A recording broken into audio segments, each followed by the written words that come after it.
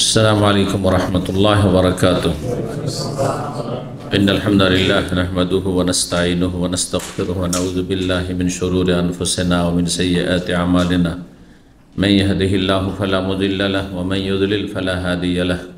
وأشهد أن لا إله إلا الله وحده لا شريك له وأشهد أن محمدا عبده ورسوله صلى الله تعالى عليه وعلى آله وصحبه وسلم تسليما كثيرا. أما بعد، فقد قال الإمام البخاري رحمه الله تعالى: باب قول الله تعالى: وآتينا داود زبورا. الزبور الكتب واحدها الزبور، زبرت أي كتبت. ولقد آتينا داود منا فضلا يا جبال أوبي معه. قال مجاهد: سبه معه والطير وألن له الحديد أن اعمل سابغات।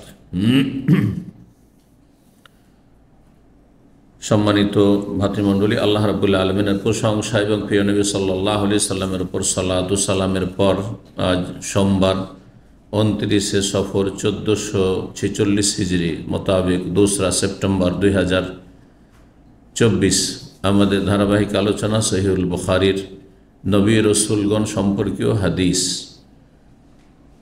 পর্ব নম্বর 15। ইমাম বুখারী রাহিমাহুল্লাহর এই পর্বের অধ্যায় নম্বর 37। বিষয়বস্তু দাউদ আলাইহিস সালাম সম্পর্কে। আজকে দাউদ আলাইহিস সালাম সম্পর্কে আয়াত এবং হাদিস আসবে। বলছেন বাবুন মানে হাজা বাবুন, এটি হচ্ছে এমন একটি অধ্যায় যাতে রয়েছে মহান আল্লাহর বাণী তাফসীর কাউলুল্লাহ তাআলা অথবা বাবু কাউলিল্লাহ তাআলা, মহান আল্লাহর বাণীর তাফসীর সম্পর্কে। কি বলছেন আল্লাহ তাআলা? ওয়া আতাইনা দাউদা জাবুরা, আমি দাউদ আলাইহিস সালামকে জাবুর নামক পুস্তক বা গ্রন্থ দিয়েছিলাম। সূরা নিসা আয়াত নম্বর 163। তাহলে দাউদ আলাইহিস সালামকে আল্লাহ একটি আসমানি কিতাব দিয়েছিলেন যাতে ছিল আল্লাহ রাব্বুল আলামিনের বিধান, যে কিতাবের নাম ছিল জাবুর। বলছেন জাবুর এক বচন আর জবর হচ্ছে বহু বচন। জবর, জি, কোরআনে কারিমে জবর শব্দটি অন্য আয়াতে রয়েছে। তো জবর মানে হচ্ছে কুতুব, তাহলে জাবুর মানে কিতাব। জাবুর মানে হচ্ছে কিতাব। কিতাব কাকে বলা হয়? কিতাব মানে মাকতুব, লিখনি, যে কোনো এমন একটা পুস্তক যাতে লেখার কিছু সমষ্টি রয়েছে, কিছু কথা লেখা আছে, তার নাম হচ্ছে কিতাব। এই জন্য চিঠিকেও কিতাব বলা হয়, আরবিতে চিঠিকেও কিতাব বলা হয়। তো কিতাব মানে লিখনি, যাতে কিছু লেখা আছে, সেটা হচ্ছে কিতাব। সেটা ছোট হোক অথবা বড় হোক। আমরা বিভিন্ন ভাষায় আরবিরা কিতাব যদি ক্ষুদ্র হয় তো কোতাইয়েব তাসগীর, আমরা যদি ছোট কিতাব হয় তো পুস্তিকা, হ্যাঁ, আর বড় হইলে পুস্তক, হ্যাঁ, গ্রন্থ আর বই, আমরা বিভিন্ন ভাষা প্রয়োগ করে থাকি। কিন্তু কিতাব মানে মূলত হচ্ছে যাতে কিছু লেখা আছে সেটাই কিতাব, সেটা ছোট হোক অথবা বড় হোক। তো জবর বহুবচন যেহেতু, সুতরাং তার অর্থ হচ্ছে কুতুব, আর কুতুব হচ্ছে জমা বহুবচন কিতাবের। ওয়াহিদুহা জাবুর, জবরের এক বচন হচ্ছে জাবুর।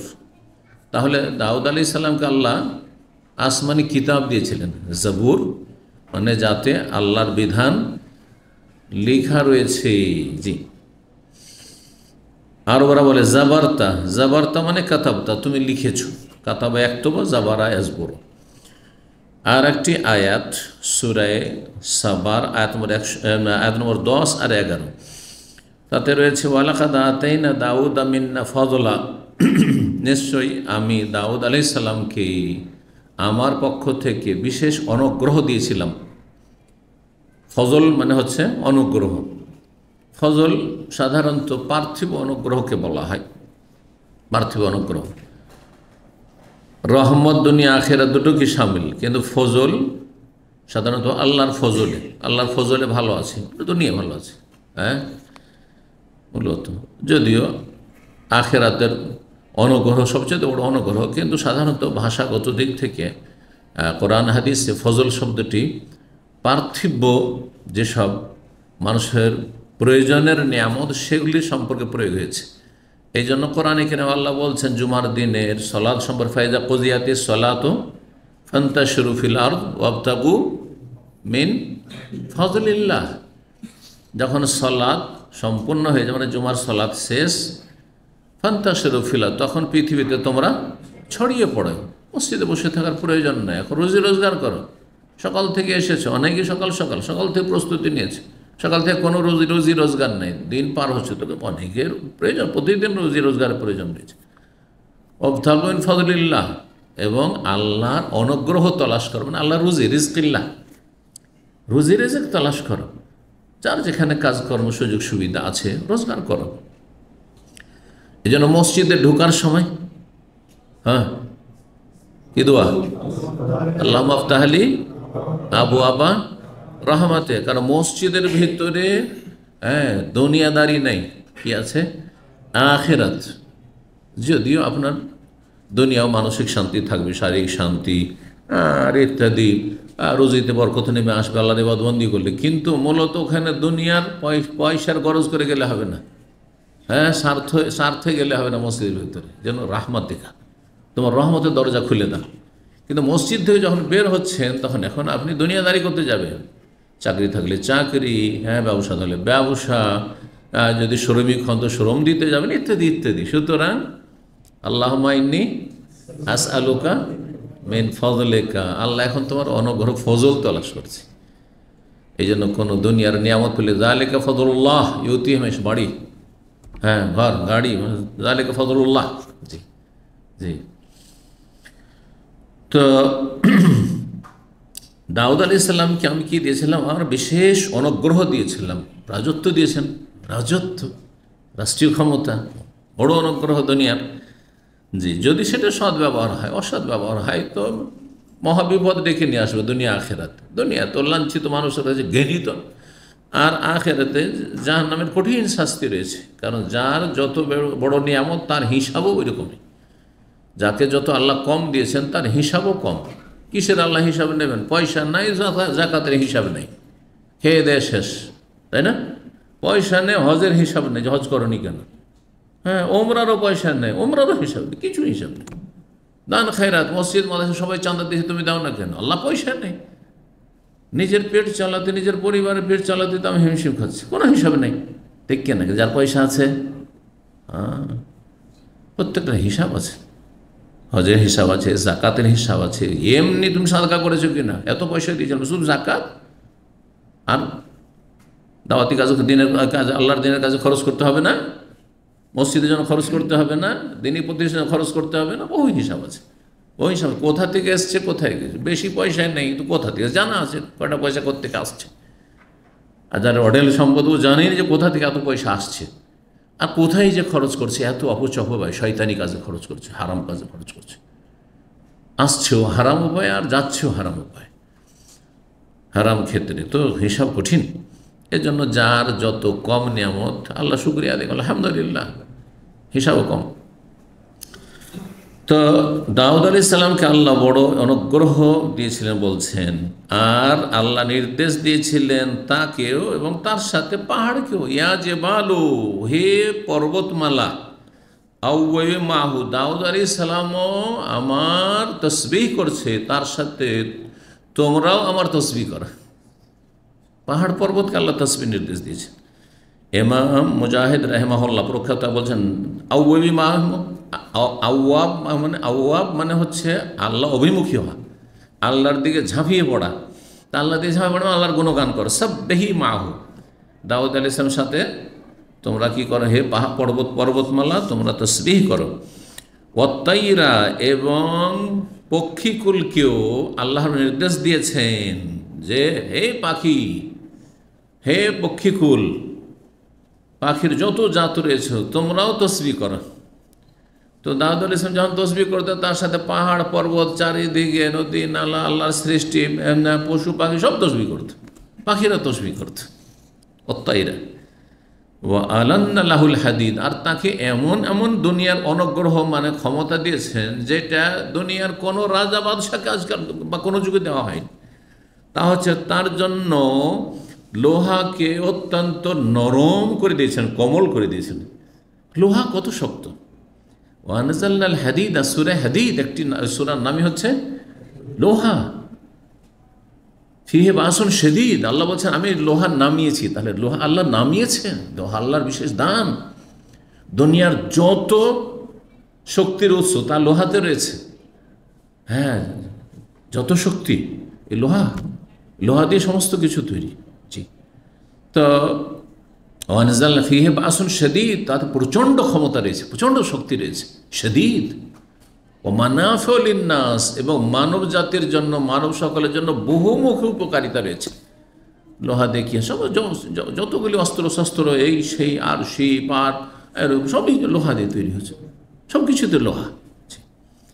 বাড়ি ঘর, বিল্ডিং, হ্যাঁ, আপনার টাওয়ার, সমস্ত কিছু লোহা।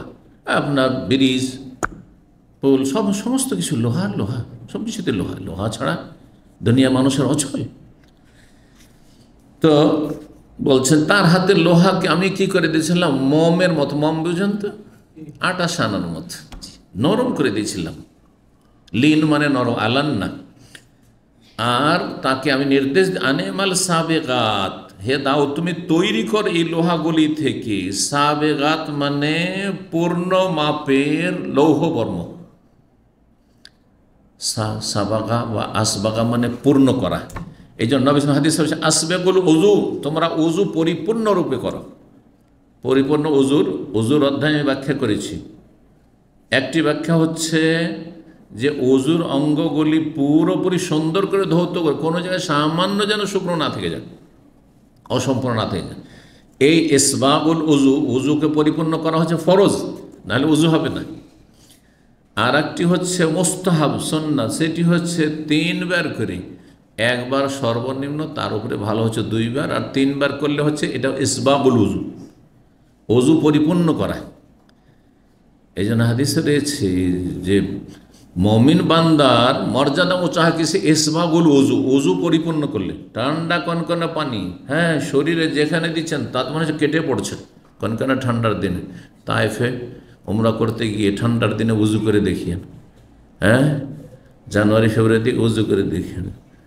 একবার আমার মনে আছে ছাত্রকালে প্রথম তাইফে গিয়েছি, এশা পড়তে ঢুকেছি একজন, তখন তো অভিজ্ঞতা ছিল না, প্রথম নতুন নতুন এসে 1 বছর হয়েছে, প্রথম তাইফে কোনোদিন যায়নি, ওখানকার অবস্থা জানি না। উজু করেছে, যেখানে পানি লাগছে সেটা মনে হচ্ছে কেটে পড়ে যাচ্ছে, আছে কিনা আর বোঝা যায় না। সুবহানাল্লাহ। এইরকমই দম্মাম আর রিয়াজ কাসিম এইসব জায়গায় এই গ্রীষ্মকালে দুপুরবেলা উজু করা, হ্যাঁ, মনে হচ্ছে জ্বালিয়ে দিচ্ছে, তাই না? উজু করা এটা আলামাকার, কষ্ট করে উজু পরিপূর্ণ করা। কোনো করে একটু ঠেক, গরমে নেওয়া যায় না, না না, ভালো করে উজু করা, আবার শুকনো রেখে দিও না। জি, আর 3 বার নিলে, যদি গরম পানি 3 বার নেন, অথবা কনকনে ঠান্ডা পানি 3 বার করে নেন, তাহলে আরও কষ্ট। হ্যাঁ, যত বেশি তত বেশি কষ্ট। ইসবাগুল উজু, সাবেগাত শব্দটি ওখান থেকে। ওয়াসবাগা আলাইকুম নিয়ামাহু যাহিরাতাও বাতিনা, আল্লাহ বলছে সূরা লোকমানে, তোমাদেরকে আল্লাহ পরিপূর্ণরূপে জাহেরি বাতিনি নিয়ামত দিয়েছেন। জাহেরাতাও বাতিনা, যা দেখা যাচ্ছে দৃশ্য, আর বহু নিয়ামত আছে, নিজের নিয়ামত নিজে দেখিন। এই যে কলকারখানা, আল্লাহ রাব্বুল ভিতরে যন্ত্রপাতি রয়েছে, কত সুন্দর করে সুঠাম সেট করা আছে, আর আপন অবস্থায় 60 বছর 70 বছর কাজ করতে আছে, কোনো একটাও খারাপ হয় না। যদি মেশিনারি অন্যান্য মেশিনের মতো খারাপ হইতো, তাহলে চিকিৎসা করতে করতে প্রতিদিন হাসপাতালে লাইন লাগাইতে হতো। আজকে এটা খারাপ, আজকে চোখ খারাপ, তো আজকে কান খারাপ, তো নাক খারাপ, আজকে হাত খারাপ, তো আজকে হার্ট খারাপ, তো আজকে কিডনি খারাপ, আজকে ওই লিভার খারাপ। হ্যাঁ, আল্লাহ শুকরিয়া আদায় করুন। ওয়াসবাগা আলাইকুম নিয়ামাহু, আল্লাহ তার নিয়ামতকে আল্লাহ পূর্ণ মাত্রায় দিয়েছেন। জাহেরাতান, জাহিরি, যেগুলো দেখতে পাচ্ছ বা অনুভব করছো, অবাতেন আর গোপনীয় লুকায়িত নিয়ামত, জানোই না যে কত কত নিয়ামত আল্লাহ দিয়ে রেখেছেন। আল্লাহ যেন শুকরিয়া আদায় করা তৌফিক দান করেন। আল্লাহুম্মা ইন্না আলা যিকরিকা ওয়া শুকরিকা ওয়া হুসনি ইবাদাত। আনিমাল সাবিগাত, বলছেন দাউদ আলাইহিস সালাম, আল্লাহ তুমি কি করো, হ্যাঁ, পূর্ণ মাপের, মানে ঢিলা ঢালা, কিন্তু যেটা লাগে অতি ঢিলাও না আর অতি টাইটও না, কোনোটাই ভালো না। আবার পরিপূর্ণ মাপের লৌহবর্ম তৈরি করো, সূরা সাবার আয়াত। সাবেগাত কি বলছেন? আর দরু মানে বর্ম, দের অন বহু বচন হচ্ছে দরু। বর্ম কাকে বলে? হ্যাঁ, যোদ্ধারা শরীরকে সুরক্ষিত করার জন্য লোহার যে শরীরের জামা, সহজ ভাষায় জামা, বর্ম তৈরি করে এটা। জি। ওয়াকাদ্দের ফিসার দে, ওয়াকাদ্দের ফিরসার দে, এটা কি এর মানে কি বলছেন? আল মাসামির ওয়াল হালাক। মাসামির মিসমার বহু বচন মানে পেরেক, পেরেক বোঝেন তো, কাঁটা, পেরেক। আর কড়া সমূহ, কড়া, হালাকা, জি কড়া। তো বলছেন হালকাতুনের বহু বচন হচ্ছে হেলাক, আর মিসমারের বহু বচন মাসামির। তো পেরেক এবং কড়াগুলি কি করো? ওয়াকাদ্দের, সেগুলি তুমি সঠিক মাপের করো, যতটা মাপ লাগে। কাঁটা যেখানে যতটা ঢুকবে ততটা পরিমাণ কাঁটা ঢুকাইতে হবে, ঠিক না? বা কাঁটা পুঁততে হবে। যদি বড় ছোট করেন, যারা আপনার বিভিন্ন বিল্ডিংয়ে কাজ করছেন, বলে ইলেকট্রিশিয়ান কাজ করছেন, তারা বুঝেন, হ্যাঁ, কারেন্টের কাজ। যেখানে যে কাঁটা ঢুকবে তার চাইতে ছোট দিলেও হ্যাঁ ঢিলা থেকে যাবে, আর যদি বড় দেন তো ভেঙে যাবে জিনিসটা, হ্যাঁ ভেঙে যাবে। তো ওই কথাই বলছেন যে ওয়াকাদ্দের মানে সুপরিমিত করো, জি সঠিক মাপের লক্ষ্য রাখিও। খুব সহজ মাস, সঠিক মাপের কি করিও? লক্ষ্য রাখিও। ফিসারদে মানে পেরেক এবং কড়াগুলির ক্ষেত্রে কি করতে হয় তাহলে? বলছে ওয়ালা তোরে করে তফসির করছে ইমাম বুখারী, ওয়ালা তোরে কাল মিসমারা ফায়াস ইয়াসলাস। এই মিসমার মানে এই যে মিসমার এক বচন চলে আসলো, পেরেকগুলি বা কাঁটাগুলিকে হ্যাঁ ঢিলা করিও না, যেগুলো ঢিলা না না সেগুলিকে নরম করিও না। রাকিক মানে হচ্ছে নরম বা চিকন, সরু। আঞ্চলিক ভাষাতে আপনারা চিকন, হ্যাঁ, কিন্তু সেটা কি সরু আসলে, হ্যাঁ সুন্দর ভাষা। ওয়ালা তোরে কাল মিসমারা, সেই পেরেকগুলিকে তুমি কি করিও না? নরম বা সরু করিও না, একবারে চিকন করিও না। তাহলে কী হবে? ফায়াসলাস, না হলে সেটা কি হয়ে যাবে? ভেঙে যাবে বা মানে ঢিলা হয়ে যাবে। এটা সালাস মানে হচ্ছে ঢিলা হয়ে যাবে, ঢিলা হয়ে যাবে। ওয়ালা তু আজম, আর যদি পেরেকগুলি কাঁটাগুলিকে বড় করো তাহলে ফায়ান ফাসেম ভেঙে যাবে। লান ফেসাম আল্লাহাজ, হ্যাঁ ওরুয়া সম্পর্কে আল্লাহ করে বলছে আল্লাহ ওয়ালিউল্লাযিনা আমানু ইউখরিজুনা যুলমাতুন লান ফেসাম আল্লাহাজ, ওরওয়াতিল উসকা লান ফেসাম আল্লাহ, মজবুত হাতল যেটা ভাঙার নয়, ভাঙার নয়। তো ইনফেসা মানে ভেঙে যাওয়া। সূরা বাকারার 250 নম্বর আয়াতে রয়েছে দুয়াতে রব্বানা আফরিগ আলাইনা সবরা। আফরাগা মানে কি? আফরেগ মানে ঢেলে দেওয়া, হ্যাঁ আফরেগ মানে পানি বালতিতে ঢালছেন এটাকে, হ্যাঁ আফরেগ, যে পানি নিয়ে ঢালছেন এটার নাম হচ্ছে আফরেগ, আফরাগা ইউফরেগ। তাহলে আফরেগ আলাইনা সবরা, আমাদের ওপর আল্লাহ ধৈর্যকে ঢেলে দাও, মানে ধৈর্য নাজিল করো, ধৈর্য অবতরণ, আনজিল। তালুত আর জালুতের ঘটনা জানা আছে সূরা বাকারাতে রয়েছে, সেই প্রসঙ্গে রয়েছে, সেখানকার এই দুয়ার অংশ একটা রব্বানা আফরিগ আলাইনা সবরা ওয়াসাব্বিত আকদামানা ওয়ানসুরনা আল কওমিল কাফিরিন। আর ওয়াজাদাহু বাসতাতান ফিল ইলমি ওয়াল জিসমি। তালুত শারীরিক দিক থেকে খুব সুঠাম এবং শক্তিশালী ছিল, যেমন উঁচা তেমন শরীরওয়ালা।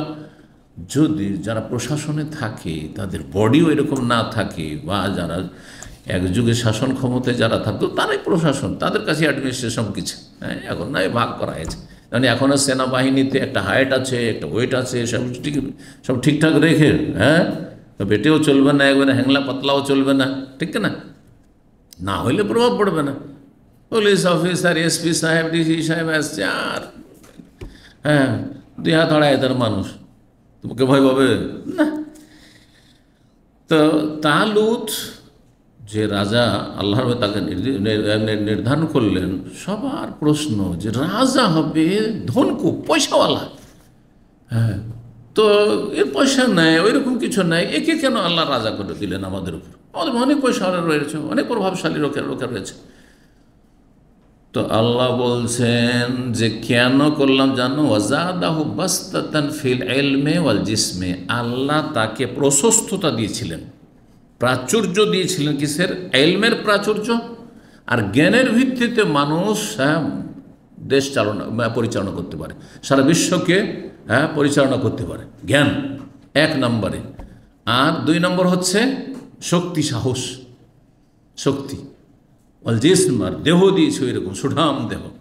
এই দুটোর কারণে তোমাদের ওপর তাকে কি করা হয়েছে? মনোনীত করা হয়েছে। আল্লাহ বলছে ওয়ামালু সালেহান, সূরা সাবার আয়াত 11-তে রয়েছে। দাউদ আলাইহিস সালামকে আল্লাহ বললেন যে তুমি কি কর, কুলু মিনাত তাইয়্যিবাত ওয়ামালু হ্যাঁ কুলু মিনাত তাইয়্যিবাত ওয়ামালু সালেহান, পাক পবিত্র খাও, ভক্ষণ করো এবং নেক আমল করতে থাক। ইন্নী বিমা তা'মালুনা বাসীর, তোমরা যা কিছু করো আমি দেখছি। 3417 নম্বর হাদিস দেখেন, আবু হুরায়রা রাদিয়াল্লাহু তাআলা আনহু থেকে বর্ণিত, নবী সাল্লাল্লাহু আলাইহি ওয়াসাল্লাম থেকে তিনি বর্ণনা করে বলেন, খুফিফা আলা দাউদ আলাইহিস সালাম আল কোরআন, দাউদ আলাইহিস সালামের উপর জবর পাঠকে সহজ করা হয়েছিল। এখানে কোরআন মানে যদি কোরআন করেন এই জন্য এলেম লাগে। তো দাউদ আলাইহিস সালামের যুগে কোরআন কোথায় হল? কোরআন নাযিল হল নবী সাল্লাল্লাহু আলাইহি ওয়াসাল্লামের 1400 বছর আগে। দাউদ আলাইহিস সালাম হচ্ছেন বনী ইসরাঈলের নবী, হ্যাঁ, ঈসা আলাইহিস সালামের আগের নবী। তো দাউদ আলাইহিস সালামের জন্য কোরআন তেলাওয়াতকে অনেক হালকা সহজ করে দেওয়া হয়েছিল। কোরআন তেলাওয়াত, তাহলে কোরআন মানে কেরাত। এখানে কারা একরাও কেরাতানো মাসদার হয়, আর কারা একরাও কোরআনানো মাসদার হয়। বোঝা গেছে না? জি। তো এখানে কোরআন মানে পাঠ করা। কি পাঠ করা? আল্লাহর কিতাব জবুর পাঠ করা। জবুর পাঠ করা, তার জন্য কি করা হয়েছিল? সহজ করে দেওয়া ছিল, হালকা করে দেওয়া ছিল। এত মানে দ্রুত তেলাওয়াত করতে পারতেন এবং তার তেলাওয়াতে এত বারাকা ছিল। ফাকানা ইয়ামর বেদাওয়াবিহি ফাতুসরাজ, কতক্ষণ লাগতো তার জবর খতম করতে? বলছেন তিনি নির্দেশ দিতেন তার বাহনকে প্রস্তুত করার। দাব্বাতুনের বহু বচন হচ্ছে দাওয়াব, মানে বাহন, তার জন্তু, মানে কোন জন্তু? যেই জন্তুর পিঠে চাপতেন, ঘোড়া। যে ঘোড়ার পিঠে লাগানো হবে কি আপনার, যেটা বলা হচ্ছে আপনার গদি লাগানো হবে। তো তিনি তার বাহন সম্পর্কে নির্দেশ দিতেন খাদেমদেরকে, ফাতুস রাজ, সেটার ওপর গদি কি করা হইতো? গদি লাগানো হইতো, গদি প্রস্তুত করা হইতো।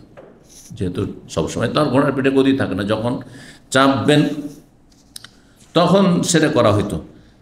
ফায়াকরাউল কোরআন, তারপরে তিনি পাঠ করা শুরু করতেন। আল কোরআন মানে জবুর পাঠ করা শুরু করতেন। কাবলা আন তুসরাজা দাওয়াবহু, যখন নির্দেশ দিলেন তারপরে তিনি জবুর পড়া শুরু করলেন। নির্দেশ দিলে আমি সফরে যাব, বাইরে যাব, ঘুরতে যাব, সুতরাং কাজে যাব, তোমরা আমার বাহনকে প্রস্তুত করা। জি, তার পিঠের উপর গদিটা লাগিয়ে, জি, গদি বাঁধার আর কি। তো তিনি তিলাওয়াত শুরু করতেন জবুরের। কাবলান তুসরাজা দাওয়াব বহু, তার বাহনের পিঠে গদি বাঁধার আগে, গদি বাঁধার সাথে সাথে যখন নির্দেশ দিলেন তখন তিনি শুরু করলেন। আর তারপর গদি বাঁধা শেষ হতে হইতে তার জবর পড়া শেষ হয়ে যেত। গদি বাঁধা শেষ, এখন কিসের পিঠে উঠতে হবে? ঘোড়ার পিঠে চাপতে হবে, জবর পড়া শেষ। যখনই কোথাও বেরোতেন এক খতম করে নিলেন। এত বরকত দেওয়া হয়েছিল তার তেলাওয়াত। যার হাতে লোহাকে নরম করা হয়েছে, এইভাবে ধরতেন, লোহা একবারে যেমন আমাদের হাতে আপনার মম হইতে পারে, জি, কাদামাটি হইতে পারে, জি, যা ইচ্ছা তাই করবেন, যেভাবে গড়বেন সেভাবে তৈরি, কাদা দেওয়া বলি। ওয়ালাইয়া কলম ইল্লামিন আমালিয়া দেহি, এবং দাউদ আলাইহিস সালাম নিজের হাতের পরিশ্রম দ্বারা উপার্জিত রিজিক ছাড়া অন্য কিছু তিনি খেতেন না।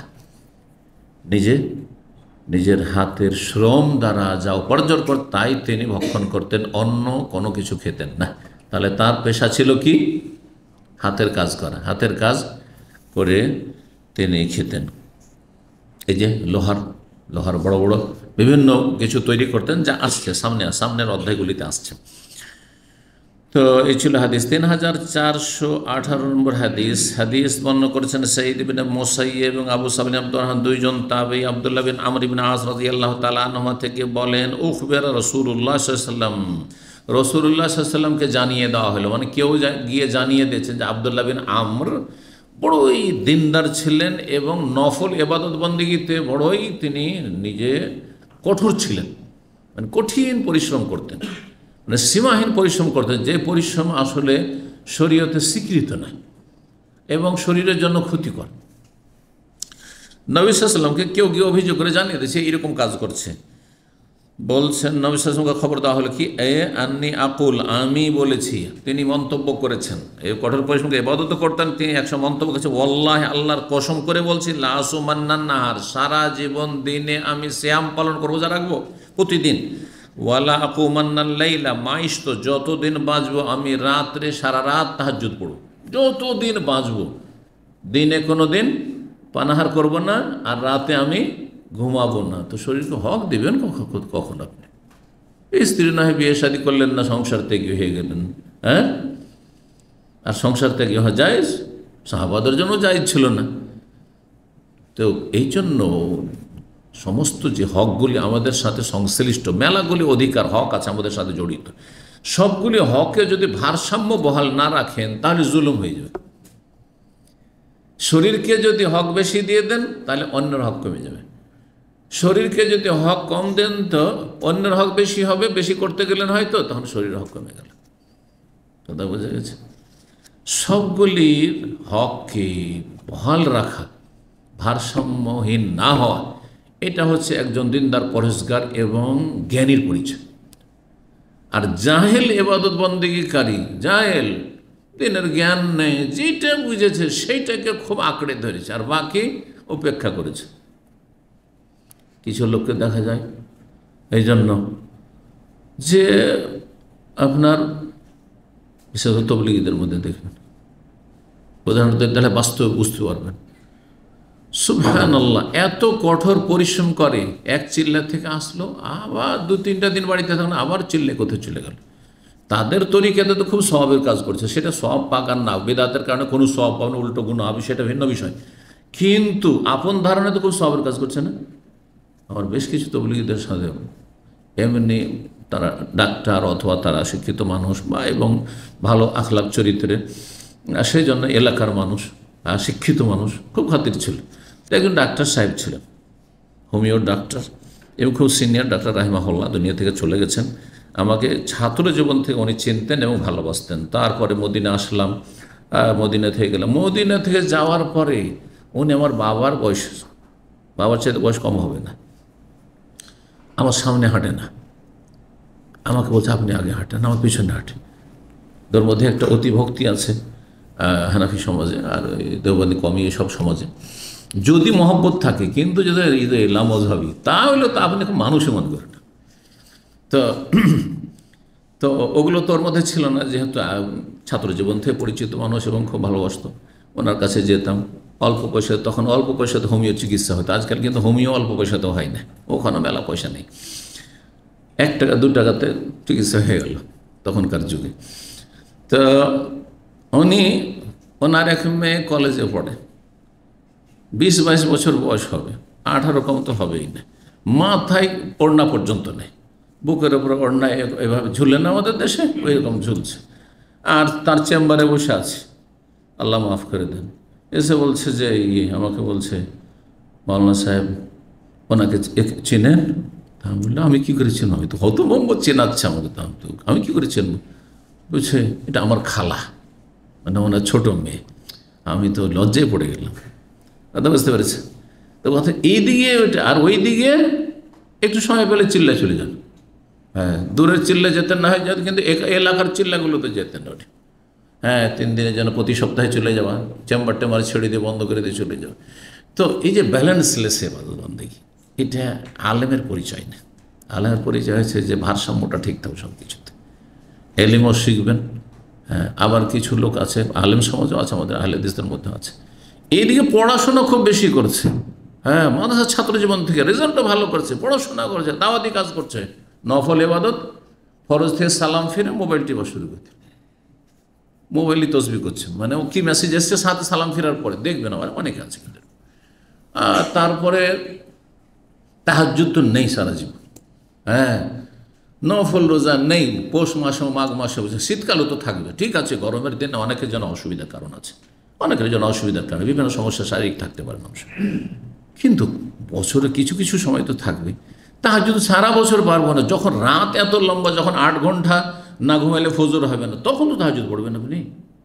আরে কিছুই নেই, এদিকে সালাতুদ দুহা নেই, 2 রাকাত নামাজ, এদিকে প্রতি মাসে একটা করে কোরআন খতমও নেই, আর এইদিকে দেখা যাচ্ছে যে এতগুলি 50টা হোয়াটসঅ্যাপ গ্রুপ আছে, সবগুলিতে প্রশ্ন উত্তর দিচ্ছেন আপনি ধারাবাহিক। কোনো ব্যালেন্স ভারসাম্য আছে আপনার? 50টা গ্রুপ না দিয়ে 2-3টে গ্রুপে দেন, আর কিছুটা তাহাজ্জুদ পড়েন, সালাতুদ দুহা পড়েন, মাঝে মাঝে নফল রোজাও রাখেন। কথা বোঝা গেছে?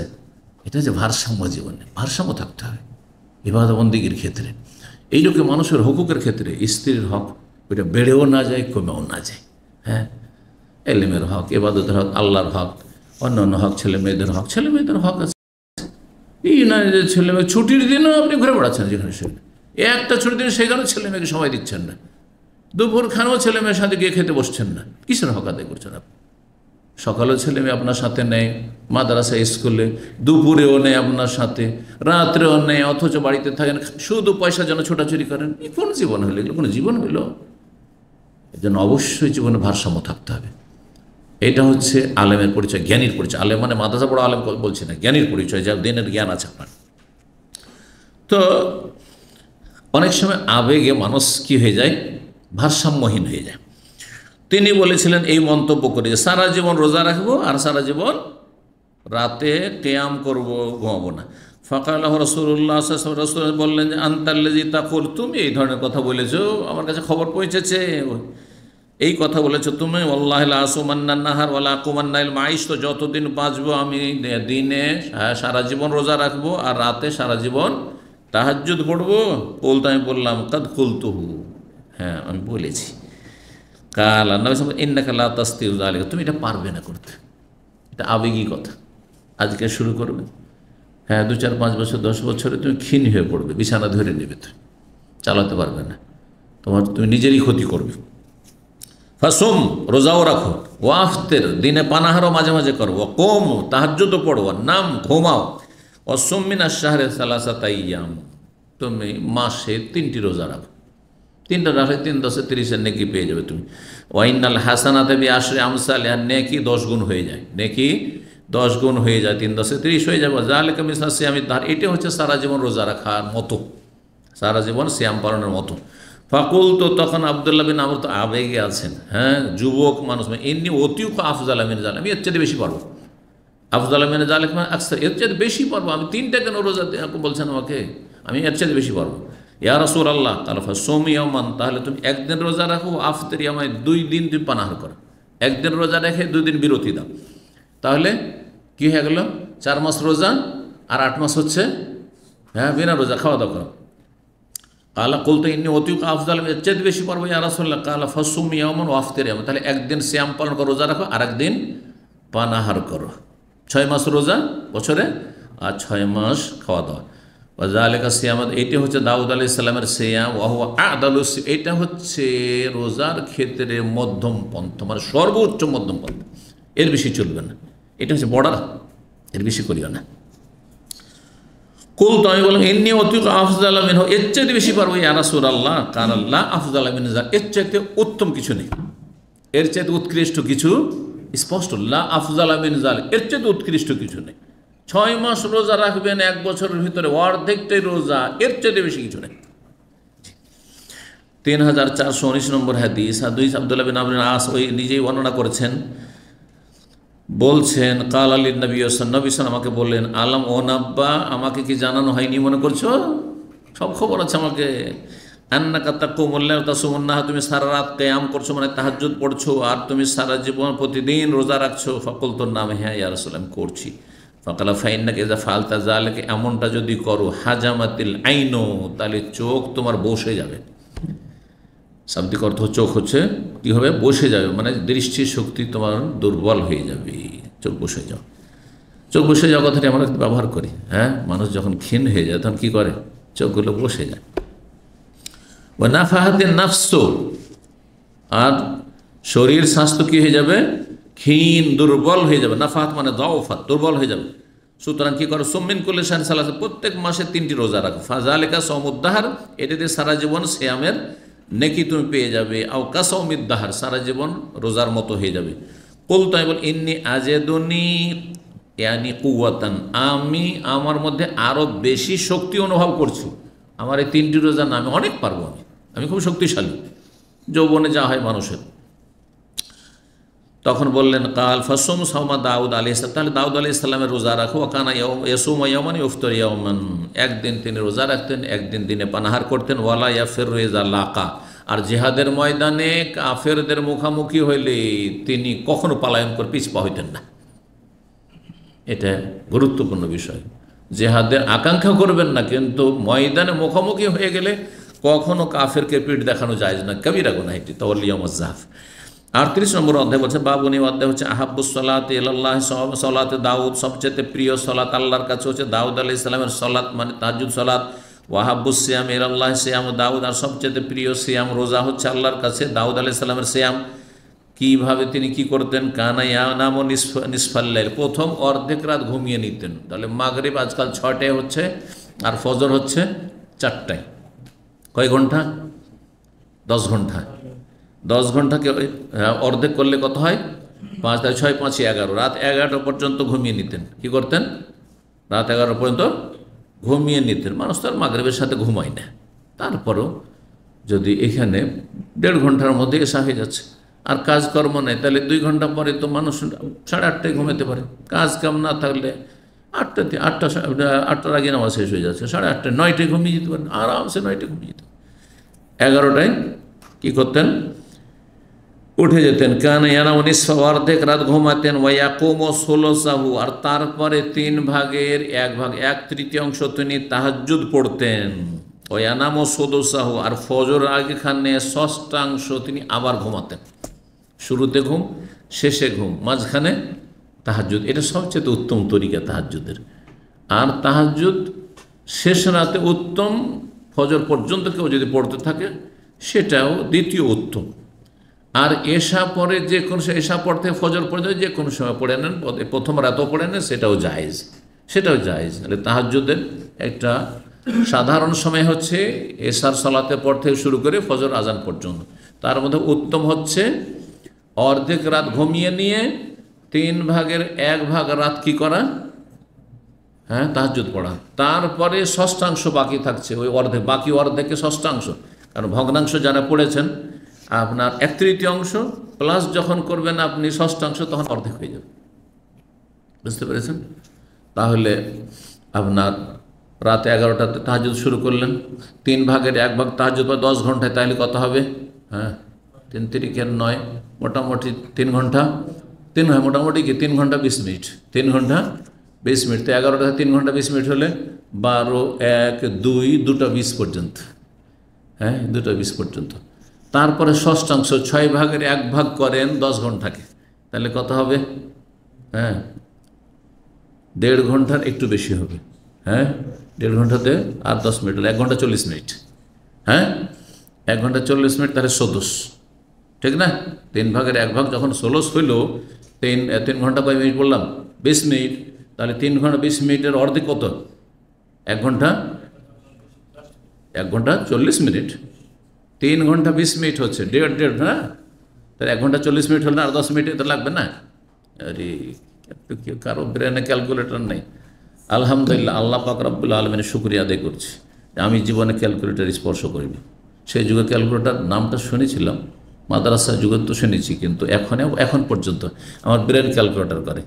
আমার ছেলেমেয়েরা অনেকে ম্যাথের ওপর গ্র্যাজুয়েশন করেছে, হ্যাঁ, তারপরে কেমিস্ট্রিতে করেছে, কিন্তু আমি ওদেরকে বলি যে এটা হিসাব বলো তো দেখি, যে এত টাকার ধরো এই মাল সামানটা, এতে তোমার কত টাকা ভ্যাট বলছে, করি ক্যালকুলেটর খুলি। আমি বলি আমি ক্যালকুলেটর না, এই ভাগটা আমার একটা ছেলে 4 নম্বর ছেলে আব্দুল মজিদ পেয়েছে, ওকে যদি বলি সাথে সাথে এখানে ক্যালকুলেটর, এখন আলহামদুলিল্লাহ সাথে সাথে ক্যালকুলেটর। জি, তো এইরকম ক্যালকুলেটর হইতে হবে।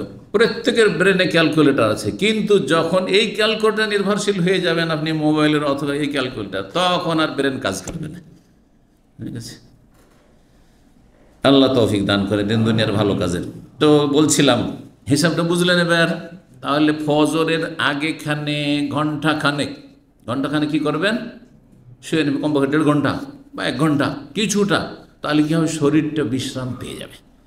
কারণ তাহাজ্জুদ পড়তে পড়তে পড়তে তারপরে যদি আপনি 2-3 ঘন্টা পড়েন, আজকাল তো তাহাজ্জুদের কোনো কোয়ালিটি নেই সেই জন্য, কিন্তু 2-3 ঘন্টা যদি তাহাজ্জুদ পড়েন, তারপর আজান হওয়ার পর আবার আধা ঘন্টা অপেক্ষা করতে ফজরের জন্য, সেই সময় কিন্তু আপনার কী হয়ে যাবে, শরীরটা ক্লান্ত হয়ে যাবে, আর তখন আর খুশুর সাথে ফজরটা হবে না, শুধু ছটপট করবেন, কখন যে একামত হবে, কখন নামাজটা শেষ হবে, কখন গিয়ে লম্বা হবো, ঘুম পড়া হয়নি, হবে না, হবে না। কিন্তু যখন এইদিকে ঘুমিয়ে নিয়েছেন, ওইদিকে ঘুমিয়ে নিয়েছেন, হ্যাঁ, সক্রিয় হয়ে তাহাজ্জুদ শুরু করেছেন, কারণ অর্ধেকটা ঘুমিয়ে নিয়েছেন, 3 ঘন্টার বেশি ঘুমিয়ে নিয়েছেন। কত ঘন্টা বললাম? 3 ঘন্টা কেন, কয় ঘন্টা হচ্ছে? হ্যাঁ, অর্ধেক রাত মানে কয় ঘন্টা? মোটামুটি যদি এসা পরও ঘুমান তবুও 2-3 ঘন্টা। 3 ঘন্টা ঘুমিয়ে নেওয়ার পরে উঠে গেলেন, আর তারপর তাহাজ্জুদ পড়লেন, তারপরে আবার তাহাজ্জুদ পড়লেন আপনি 3-3.5 ঘন্টা, তার সুন্নতি তরিকা বলছি, যেটা উত্তম তরিকা।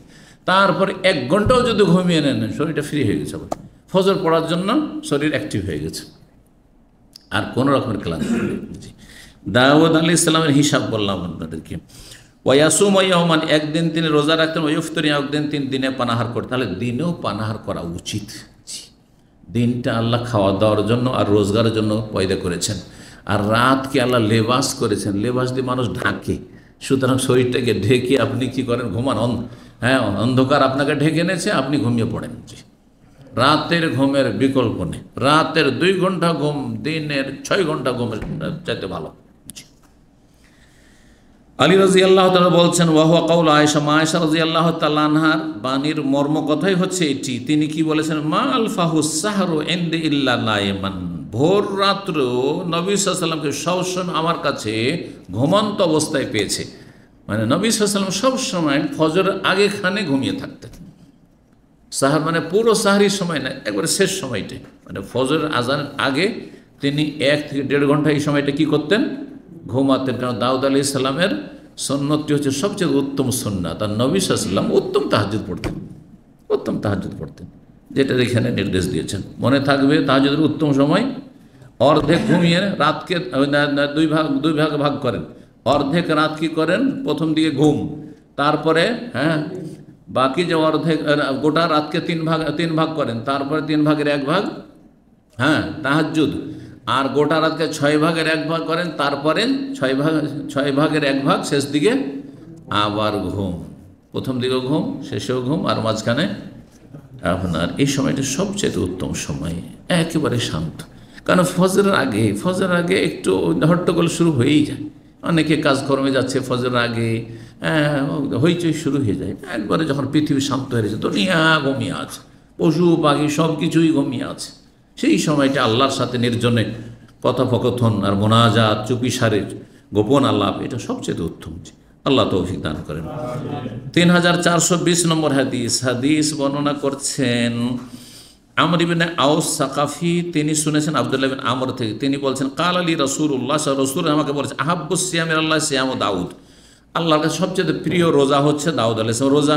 কানা ইয়াসুমু মানে ইফতারি, একদিন তিনি রোজা রাখতেন, একদিন পানাহার করতেন। আহাব্বুস সালাতি আল্লাহ সালাতু দাউদ, দাউদ আলাইহিস সালামের সালাত হচ্ছে আল্লাহর কাছে সবচেয়ে প্রিয় সালাত, মানে ফরজের চাইতে নয়, নফল তাহাজ্জুদের মধ্যে দাউদ আলাইহিস সালামের তাহাজ্জুদ হচ্ছে সবচাইতে আল্লাহর কাছে প্রিয়, মানে তার তরিকাটি, পদ্ধতিটি হচ্ছে প্রিয়। এই নয় যে জোহর আসরের চাইতে বেশি প্রিয় হচ্ছে তাহাজ্জুদ, মোটেই নয়, কখনো নয়। এখানে উদ্দেশ্য হচ্ছে রাতের নামাজের কথা। কানা ইয়ানামু নিসফাল, অর্ধেক রাত তিনি ঘুমাইতেন, ওয়াকুমু সুলুসাহু, আর 3 ভাগের 1 ভাগ তিনি গোটা রাতের কিয়াম করতেন, মানে তাহাজ্জুদ পড়তেন। ওয়ানামু সুদুসাহু, আর ষষ্ঠাংশ, সুদুস সিত্তাতুন থেকে, সিত্তুন মানে 6, আর সুদুস মানে ষষ্ঠাংশ। জি, ষষ্ঠাংশ তিনি কি করতেন, আবার ঘুমিয়ে নিতেন। 39 নম্বর অধ্যায় দাউদ আলাইহিস সালাম সম্পর্কে আয়াতের তফসির। বাবন, এই অধ্যায় হচ্ছে বলছেন, ওয়াজকুর আবদানা দাউদ, আল্লাহ বলছেন স্মরণ কর আমার বান্দা দাউদ আলাইহিস সালামকে, জাল আইদি, যিনি বড় বলবান ছিলেন। বলবান বুঝেন, বলবান মানে কি, শক্তিশালী, বড়ই শক্তিশালী ছিলেন, তাহলে অত্যন্ত শক্তিশালী ছিলেন তিনি। ইন্নাহু আওয়াব, তিনি আল্লাহ অভিমুখী ছিলেন, তিনি আল্লাহ অভিমুখী ছিলেন। এলা কওলিহি ওয়া আতাইনাহুল হিকমাতা ওয়া ফাসলাল খিতাব, আমি তাকে প্রজ্ঞা দিয়েছিলাম, ওয়া ফাসলাল খিতাব, এবং তাকে বাগ্মিতা দিয়েছিলাম। বাগ্মিতা বুঝেন, হ্যাঁ, আমাদের দেশে মানে বাগ্মী বক্তা যারা হ্যাঁ, মানে প্রভাবশালী বক্তা হয়, যাদের বক্তব্যের খুব প্রভাব পড়ে শ্রোতাদের ওপর, তাদেরকে বাগ্মী বক্তা বলা হয়। জি, ফসল আল খেতাব। আর কেউ কেউ ফসল আল খেতাবে তাফসির করেছেন, তাকে আল্লাহর বিশেষ বিচার কার্যের জ্ঞান দান করেছিলেন।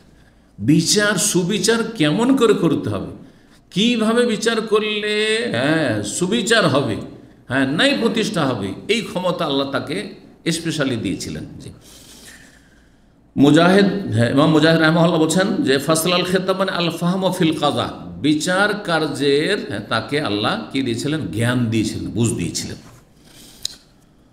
আর এই জ্ঞানটি সুলাইমান আলাইহিস সালামকে আরও বেশি দিয়েছিলেন। দাউদ আলাইহিস সালামকে আল্লাহ দিয়েছিলেন, তিনি বিচার করতেন, এবং তার ছেলেও যেহেতু রাজা, সুলাইমান আলাইহিস সালাম বাপ-বেটা দুজন রাজা, তিনিও বিচার করতেন। তো সুলাইমান আলাইহিস সালামের বিচার বাপের চাইতে বেশিও কি হইতো, আরও সুন্দর হইতো। যেমন একটি হাদিস সামনে আসছে, তা দিয়ে স্পষ্ট হবে। আল্লাহ একটি ঘটনার দিকে ইঙ্গিত করছেন এখন কোরআনে কারিমে সূরায়ে আপনার এই সূরা সাদের আয়াত নম্বর আগেরটি হয়ে গেল 17 থেকে 20, এখানে 21 থেকে 22 রয়েছে। আল্লাহ ওয়ালা তাকা নাবাউল খাসমে, হে নবী তোমার কাছে কি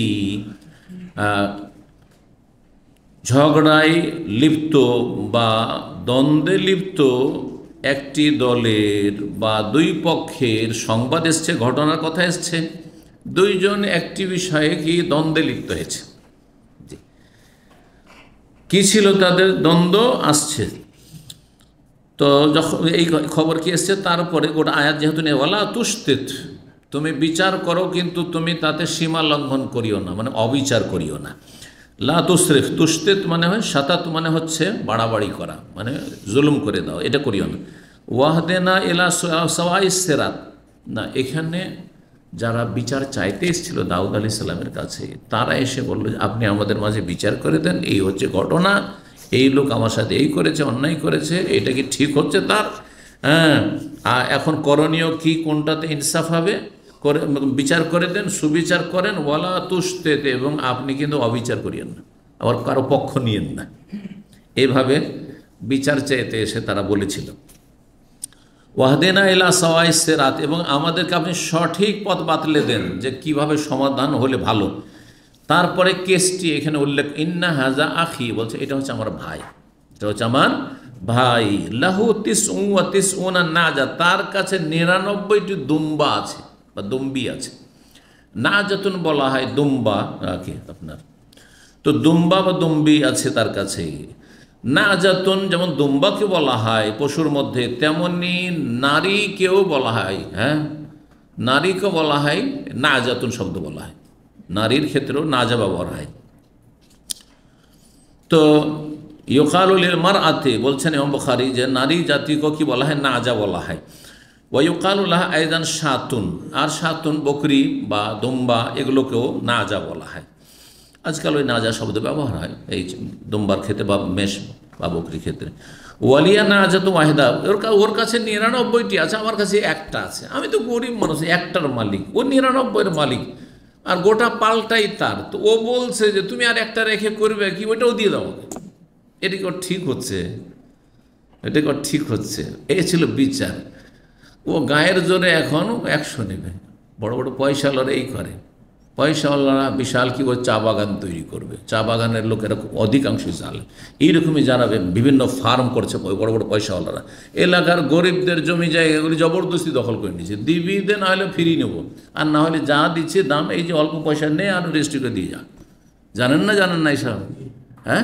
আপনারা তো আরও বেশি জানার কথা, আমি তো সারা জীবন সৌদি আরবে কাটালাম, তবুও খবর রাখি। কথা বলছে না, বড় জালেম, মন ভরে না, কারণ এদের পেটটা জাহান্নাম হয়ে গেছে। জাহান্নাম যে বলবে হালমিম মসজিদ, এইরকমই অবস্থায় দেখেছি এই জালেমদের। বিশাল কি করবে, কি বলছে এগুলোকে, তারা যে আপনার বিলাসবহুল এলাকা তৈরি করছে, আর সেখানে বাসভবন যেগুলি এখন বিরান হয়ে যাচ্ছে, অনেকের বিরান হয়ে গেছে আর হয়ে যাচ্ছে। তো তখন মানুষেরা জানতে পারছে যে কি তৈরি করেছে এরা, আশেপাশে গরিবদের জমি জায়গা দখল করে সব তৈরি করেছে। জি অল্প পয়সা দিয়ে বিদায়, খুব বেশি হলে একটু অল্প পয়সা দিয়েছে, আর না হলে গায়ের জোরে দখল করে নিয়েছে।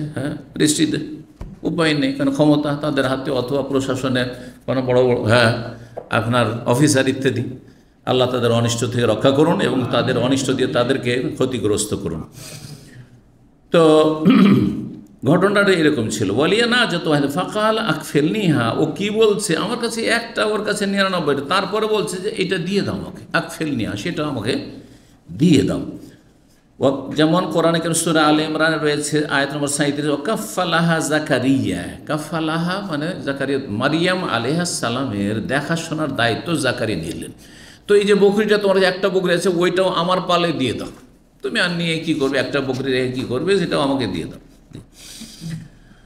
মিসল ওয়াকাফালা জাকারিয়া থা দুম্মাহা, মানে সেটাও আমার ছাগলের পালের সাথে, দুম্বার পালের সাথে মিলিত করো। তো কাফালা এক ফলো মানে দম্মা ইয়াজুম মানে মিলিত করা। তারপরে বলছেন যে শুধু তাই নয়, মুখে চেয়ে ছাড়েনি সে, ওয়া আজ্জানি ফিল খেতাব, ওয়া আজ্জানি ফিল কিতাব, সে তর্কে আমাকে হারিয়ে দিয়েছে। তর্ক বিতর্ক করতে গায়ের জোরে ও, হ্যাঁ, নিজের দাপটে নিতে, যার 99টি তার দাপট বেশি। আর একটা দুম্বার মালিক গরিব মানুষ, বেচারা মিসকিন, কথা বলতে পারে না, বলছে যে কথা বললেও পারছি না, ও যুক্তি তর্কে বলছে তোমার একটা রেখলামটা কি দাও, ওইটা ও নিবে আমার। ওয়াজ্জানি ফিল খেতাব, তর্কে আমাকে হারিয়ে দিয়েছে। ইয়কালুল মুহাওয়ারা, খেতাব মানে মুহাওয়ারা মানে ওই যে কথোপকথন বা তর্ক। কালা, তখন দাউদ আলাইহিস সালাম বিচার, লাকাদ যালামাকা বিসওয়ালিন নাজাতি ইলা নিয়াজিহি, তোমার উপরে অত্যাচার করেছে, অবিচার করেছে তোমার সাথে, তার এই 99টি দম্বির সাথে বা দম্বার সাথে তোমার দম্বাটিকে মিলিত করা, আর সে দাবি করে বেসোয়ালে না যাতে কা, তোমার যে দম্বাটি চেয়েছে এটা চেয়ে সে কি করেছে, তোমার উপরে জুলুম করে, তোমার সাথে অবিচার করেছে। আর এইটাই সাধারণত হয়। হ্যাঁ, ওয়াইন্না কাসীরাম মিনাল খুলাতা লা ইয়াবগি বাযুহুম আলা বায, অধিকাংশ পার্টনারশিপে যারা কাজ করে, অংশীদারিতে যারা ব্যবসা বাণিজ্য করে, একে অপরের সাথে অবিচার করে থাকে, বাস্তব সত্য। কারোর সাথে সম্পর্ক খারাপ করতে হলে ধার দিয়ে দেন, আর না হলে কারোর সাথে সম্পর্ক খারাপ করতে হলে ওর সাথে পার্টনারশিপ ব্যবসা শুরু করে দেন। দেখেন আজকালকার জামানে দিনী ভাই কোথায়, যে দিনী ভাই চম্পত হয়ে যাবে, আর খুঁজেই পাবেন, হদিস পাবেন না দিনী ভাই কোথায়। কথা বলছেন, টাকা নিয়ে হিসাব নিকাশ তার কাছে, শুধু লসটা শোনাইবে, লাভ হলে শোনাবেন না। আমি বেশ কিছু লোককে এরকম দেখলাম, আমাদের দিনী ভাইরা পার্টনারশিপ ব্যবসা করতে লেগে বলছে, শেখ শুধু লসটাই শুনতে পাই, যে এত টাকা লস খেয়েছি, কারণ ওখানে চাপাইতে হবে, যাতে ছেড়ে ছেড়ে পালায়। হ্যাঁ, ছেড়ে ছেড়ে পালায়, যে যা গেল আর লসটা দিতে পারবো না। ওইদিকে কিন্তু ওর লাভ আছে, ওর লস নেই, যার হাতে টাকা। এই জন্য বলি যে আপনি পার্টনারশিপ থাকলে আপনি হিসাব নিকাশ যেন আপনার হাতে থাকে, তাহলে ঠিক আছে। আপনি আল্লাহকে ভয় করেন, আপনার হিসাব নিকাশ আপনার হাতে থাকতে হবে, আর এই ক্ষমতা যদি থাকে তাহলে। কিন্তু যারা আগে থেকে ব্যবসা করে ওরা বেশি চালাক, আপনাকে নতুন নিয়ে শুধু শোষণ করার জন্য। হাদাহুমুল্লাহ, আল্লাহ হেদায়েত করুন। এর মধ্যেও হ্যাঁ ভালো আছে, হাজারে হয়তো একটা, লাখে একটা ভালো আছে হয়তো, ব্যতিক্রম। আল্লাহ করে কাসীরাম মিনাল খুলাতা, খালিতের বহু, খালিত মানে শরিক, অধিকাংশ বা অনেক কি, হ্যাঁ, শরিকরা, অংশীদাররা কি করে, লা ইয়াবগি বাযুহুম আলা বায, একজন অপরজনের ওপর হ্যাঁ কি করে, জুলম অত্যাচার করে। তারপরে আল্লাহ একটি আয়াত সম্পর্কে, ইন্নামা ফাতান্নাহু, দাউদ আলাইহিস সালাম অনুভব করলেন যে আমাকে যে এই আমার কাছে বিচার চাওয়া হলো, এতে আল্লাহ আমাকে পরীক্ষায় ফেরেন না। ফাতান্না ফাস্তাগফারা ইখতাবারনা, ইবনে আব্বাস বলছে ফাতান্নাহু, ফিতনায় আমি তাকে নিমজ্জিত করেছি, মানে এই ফিতনা মানে ঝগড়া দ্বন্দ্ব বিশৃঙ্খলা নয়, বরং পরীক্ষা করেছি। ফিতনা মানে পরীক্ষা, ফিতনা মানে হচ্ছে ইন্নামা আমওয়ালুকুম আওলাদু ফিতনা, তোমাদের ছেলে মেয়ে ধন সম্পদ ফিতনা মানে কি, পরীক্ষা। পয়সার কারণে মানুষ ইমান আমল হারিয়ে দিচ্ছে, নয় ছয় করে দিচ্ছে। ছেলে মেয়েদের জন্য মানুষ কিছু হারাম এদিক সেদিক ইনকাম করে নিচ্ছে। শুধু নিজের পেটের কথা যদি চিন্তা থাকতো, ছেলে মেয়ে স্ত্রী না থাকতো, তাহলে অধিকাংশ মানুষ এগুলো করতে যেত না। আরে একটা পেটে 250 গ্রাম চাউল সারাদিনে খেতে পারবো না, তো কি দরকার। কিন্তু ওইভাবে কে চিন্তা করছে আজকালকার পয়সাওয়ালারা? কেউ চিন্তা করে না। গোটা দুনিয়া একাই খাবে, গোটা দুনিয়া একাই খাবে। কারা ওমর রাদিয়াল্লাহু আনহু পড়েছেন ফাত্তান্নাহু, দুটো তাসদীদ দিয়ে, ফাস্তাগফারা রাব্বাহু, তখন রবের কাছে ক্ষমা প্রার্থনা করলেন দাউদ আলাইহিস সালাম। ওয়া খাররা রাকিআন ওয়া আনাব, আর রুকুই তিনি ঝুঁকে পড়লেন, ওয়া আনাব, এবং আল্লাহ অভিমুখী হলেন। এই জায়গায় সেজদায় তেলাওয়াত রয়েছে সূরা সদে। 3421 নম্বর হাদিস। তালা কুলতুল ইবনে আব্বাস, আব্দুল্লাহ বিন আব্বাস রাদিয়াল্লাহু তাআলা আনহু হতে বর্ণিত, আনাসজুদু ফি সদ, সূরা সদে আমরা সেজদা করব কিনা? ফাকারা, তিনি বললেন, ওমিন যুররিয়াতি দাউদ ওয়া সুলাইমানা, তারপরে উলাইকাল্লাযিনা হাদাল্লাহু ফাবিহুদাহু মুক্তাদে। 18 জন নবীর কথা আল্লাহ রাব্বুল আলামিন সূরা আনামে বর্ণনা করেছে, আয়াত নম্বর 84 থেকে 90।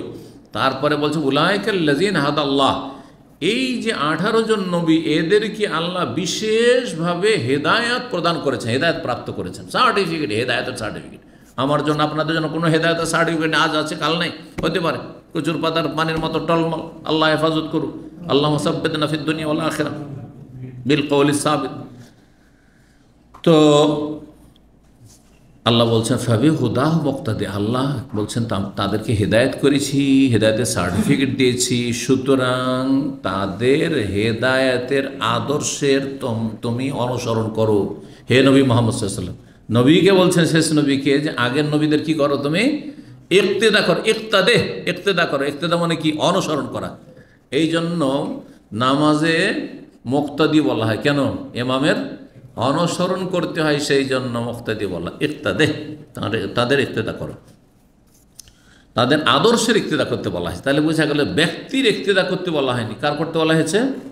আদর্শের। এই জন্য ইমাম যদি ভুল করে, পঞ্চম রাকাতে উঠে গেল, উঠবেন, পঞ্চম রাকাতে উঠবে, সুবহানাল্লাহ সুবহানাল্লাহ করতে হবে। 5 রাকাত নামাজি না, সুতরাং বসেই থাকবেন, উঠবেন না। আর দ্বিতীয় রাকাতের পরে যদি উঠে যায়, তার সাথে না পড়ে, তাহলে সুবহানাল্লাহ বলবেন। তারপরে যদি না শোনে বা ভুরুক্ষেপ না করে, তখন উঠবেন না। জি, 3422 নম্বর হাদিস। হ্যাঁ, পূর্ণ হয়নি। আল্লাহ যখন নবী সাল্লাল্লাহু আলাইহি সাল্লামকে কি বলেছেন? তুমি অনুসরণ করো কাদের? এই 18 জন নবীর। আর 18 জন নবীর একজন হচ্ছেন দাউদ ওয়া সুলাইমান ওয়া আইয়ুব ওয়া ইউসুফ ওয়া মূসা ওয়া হারুন ওয়া কাযালিকা নাজিজিল মুহসিনিন। দাউদ আলাইহিস সালাম কথা রয়েছে। আর দাউদ আলাইহিস সালাম যেহেতু সেজদা করেছেন এই সময়, যে আলোচনাটি এখানে আছে, সুতরাং তার অনুসরণে হে নবী তুমিও সেজদা করো, হে নবীর উম্মতেরা তোমরাও সেজদা করো। এটা হচ্ছে বলার উদ্দেশ্য। ফাকালা নবিয়কুম সাল্লাল্লাহু, ফাকালা বললেন নবিয়কুম সাল্লাল্লাহু আলাইহি মিম্মান উমিরা আন ইয়াক্তাদিয়া বিহিম, তোমাদের নবী সাল্লাল্লাহু আলাইহি সাল্লামকে নির্দেশ দেওয়া হয়েছে তাদের ইক্তেদা করতে, মানে তাদের অনুসরণ করতে। মানে নবীদের আর তাদের একজন হচ্ছেন অন্যতম দাউদ আলাইহিস সালাম। 3422 নম্বর হাদিস।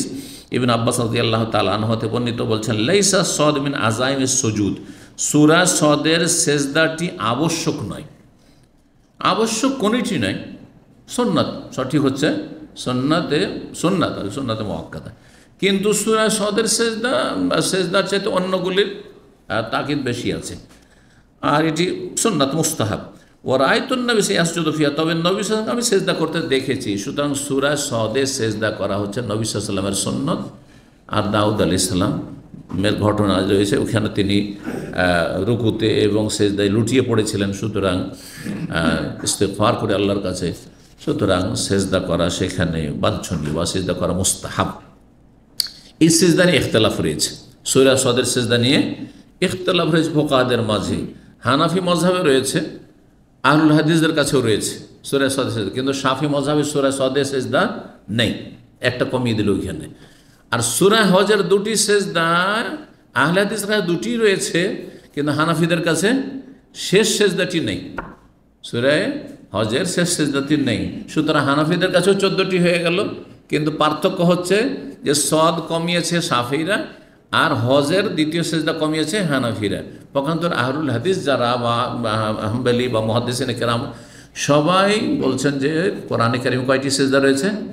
15টি রয়েছে, 14টি না। শাফি মযহাব 14 আর হানাফি মযহাব 14, আর বাকি হাদিসের আলোকে সেজদা হচ্ছে টোটাল 15টি। এটাই বেশি সঠিক, আর এই হাদিস প্রমাণ করে। 40 নম্বর অধ্যায় বাবু কওলিল্লাহ তাআলা, এই অধ্যায় হচ্ছে মহান আল্লাহর বাণী সম্পর্কে। আল্লাহ বলছেন ওয়াহাবনা লি দাউদ আর সুলাইমান, আমি দান করেছিলাম দাউদ আলাইহিস সালামকে সুলাইমান নামক সন্তান।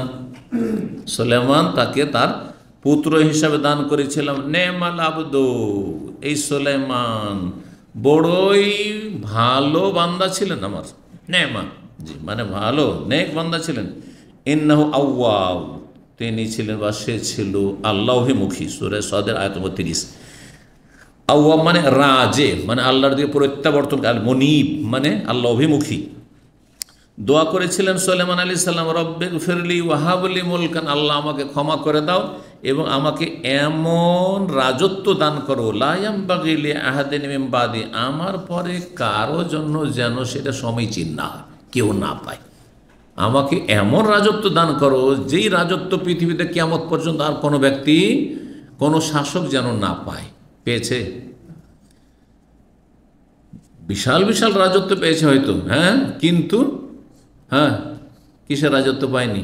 জিনদের উপর রাজত্ব নেই। সামান্য কোনো ক্ষমতা জিনদের ওপর কোনো রাজা বাদশার চলে না, আর রাষ্ট্রপতি প্রধানমন্ত্রী চলে না, ঠিক না? পাখিকুলের ওপর চলে না, পাখির ভাষাও বুঝে না, পশুর ওপরও চলে না, বাতাসের ওপর চলে না। আর সুলাইমান আলাইহিস সালামের এই সবের ওপর চলত, সবের রাজত্ব চলত। পাখি খবর নিয়ে আসছে যে এমন দেশে এক রানী আছে, দেশ চালাচ্ছে। হ্যাঁ, সুলাইমান আলাইহিস সালাম জানছেন না যে এরকম একটা দেশ আছে। তখনকার যুগে তো আর এরকম কোনো কমিউনিকেশন ছিল না। সুলাইমান আলাইহিস সালামের রাজধানী হচ্ছে আমার প্যালেস্টাইনে, বাইতুল মুকাদ্দাসে। বাইতুল মুকাদ্দাস থেকে আসতে 1 মাসের বেশি পথ হচ্ছে ইয়ামান। ইয়ামানে বিলকিস রানী রাজত্ব করছে। পাখি উড়তে উড়তে উড়তে উড়তে ইয়ামান দেশে এসছে। আসার পাখিরও তৌহিদ আছে, পাখিও লা ইলাহা ইল্লাল্লাহ বুঝে, কিন্তু মাজার পূজারী লা ইলাহা ইল্লাল্লাহ বুঝে না, মাজার পূজা করে। হ্যাঁ, বড় বড় বিচক্ষণ, বড় বড়, হ্যাঁ, কত বৈজ্ঞানিক আর কত শিক্ষিত লোক, দুনিয়ার শিক্ষায় শিক্ষিত, কিন্তু সে মাটির তৈরি, পাথরের তৈরি মূর্তির সামনে লুটিয়ে পড়েছে, সেজদা করছে। আউযুবিল্লাহ। তাহলে পাখির চাইতে অদম হইল না? হইল না? পাখি গিয়ে দেখেছে, আরে এই জাতির শাসন ক্ষমতায় যারা রয়েছে সবাই ইয়াসজুদুনা লিশ-শামসি মিন দুনিল্লাহ, সূর্যকে সেজদা করছে। সূর্যকে সেজদা করতে হবে, সূর্যের মালিককে, রবকে সেজদা করতে হবে। পাখি বুঝছে, পাখি জানছে যে সূর্যকে সেজদা করা যাবে না। হ্যাঁ, কিন্তু বিলকিসও জানছে না, আর বিলকিসের জাতিও জানছে না। মানুষ কত অধম, মানুষ অধম। মানুষ যখন অন্ধ হয়ে যায় তখন এর কোনো জ্ঞান বুদ্ধি থাকে না, হ্যাঁ, কিছুই কাজ করে না। আল্লাহু আকবার, আলহামদুলিল্লাহ। তো ইন্নাকা আনতাল ওয়াহাব বলছেন, ওয়াত্তাবাউ মা তাতলু শায়াতুন, সূরা সাদ আয়াত নম্বর 35 ছিল এটি, আপনার এই যে দোয়াটি সুলাইমান আলাইহিস সালামের। আর তার বলছে ওয়াত্তাবাউ মা তাতলু শায়াতুন আলা মুলকি সুলাইমান, তারা অনুসরণ করেছিল ওই সব কি মন্ত্রতন্ত্রের, জাদুর যা পাঠ করতো শয়তানরা সুলাইমান আলাইহিস সালামের রাজত্ব আমলে। সূরা বাকারার আয়াত 102।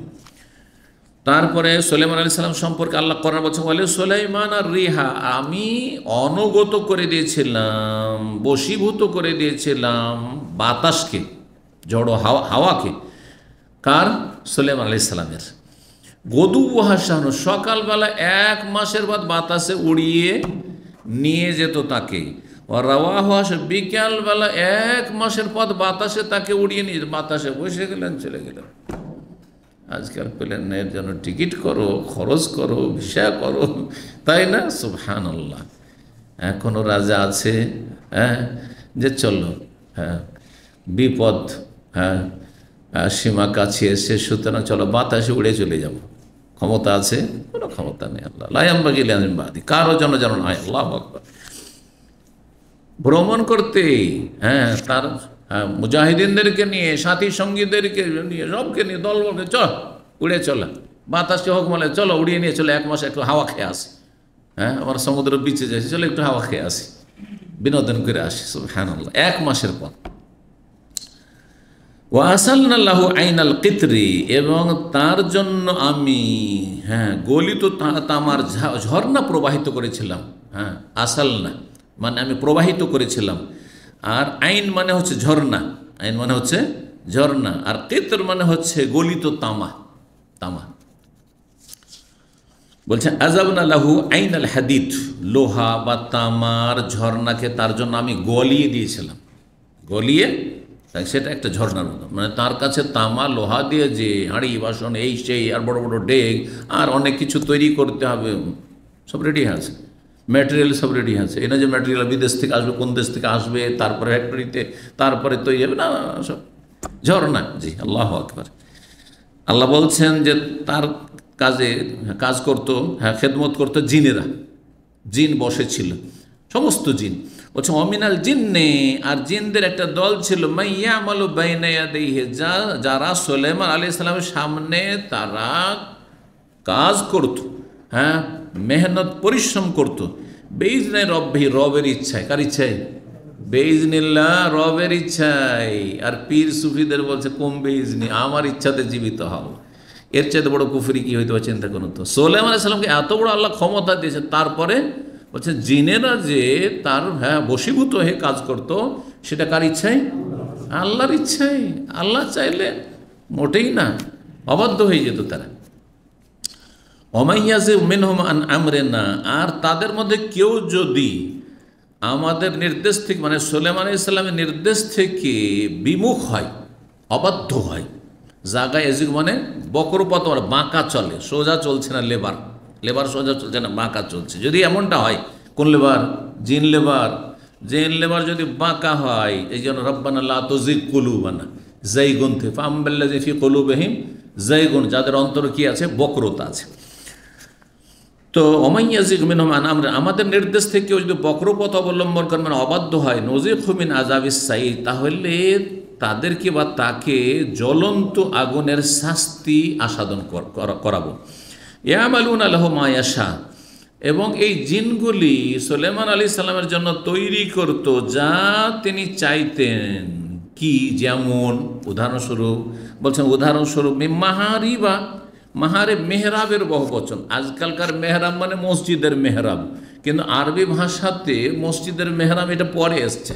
হ্যাঁ, মেহরাব মানে একটা জায়গা বা একটা কক্ষ, ছোট, এগুলো পরে কক্ষ থেকে, কিন্তু কক্ষের মতো যেহেতু ছোট্ট একটু হয়ে আছে, সেজন্য এটা মেহরাব নামকরণ হয়েছে ইসলামের যুগে। কিন্তু মাহারিব মানে কি হয়? বলছেন যে অট্টালিকা, বুনিয়ান, মা দোনাল কসুর, কিন্তু সেগুলো যে রাজপ্রাসাদ তাদের চাইতে ছোট।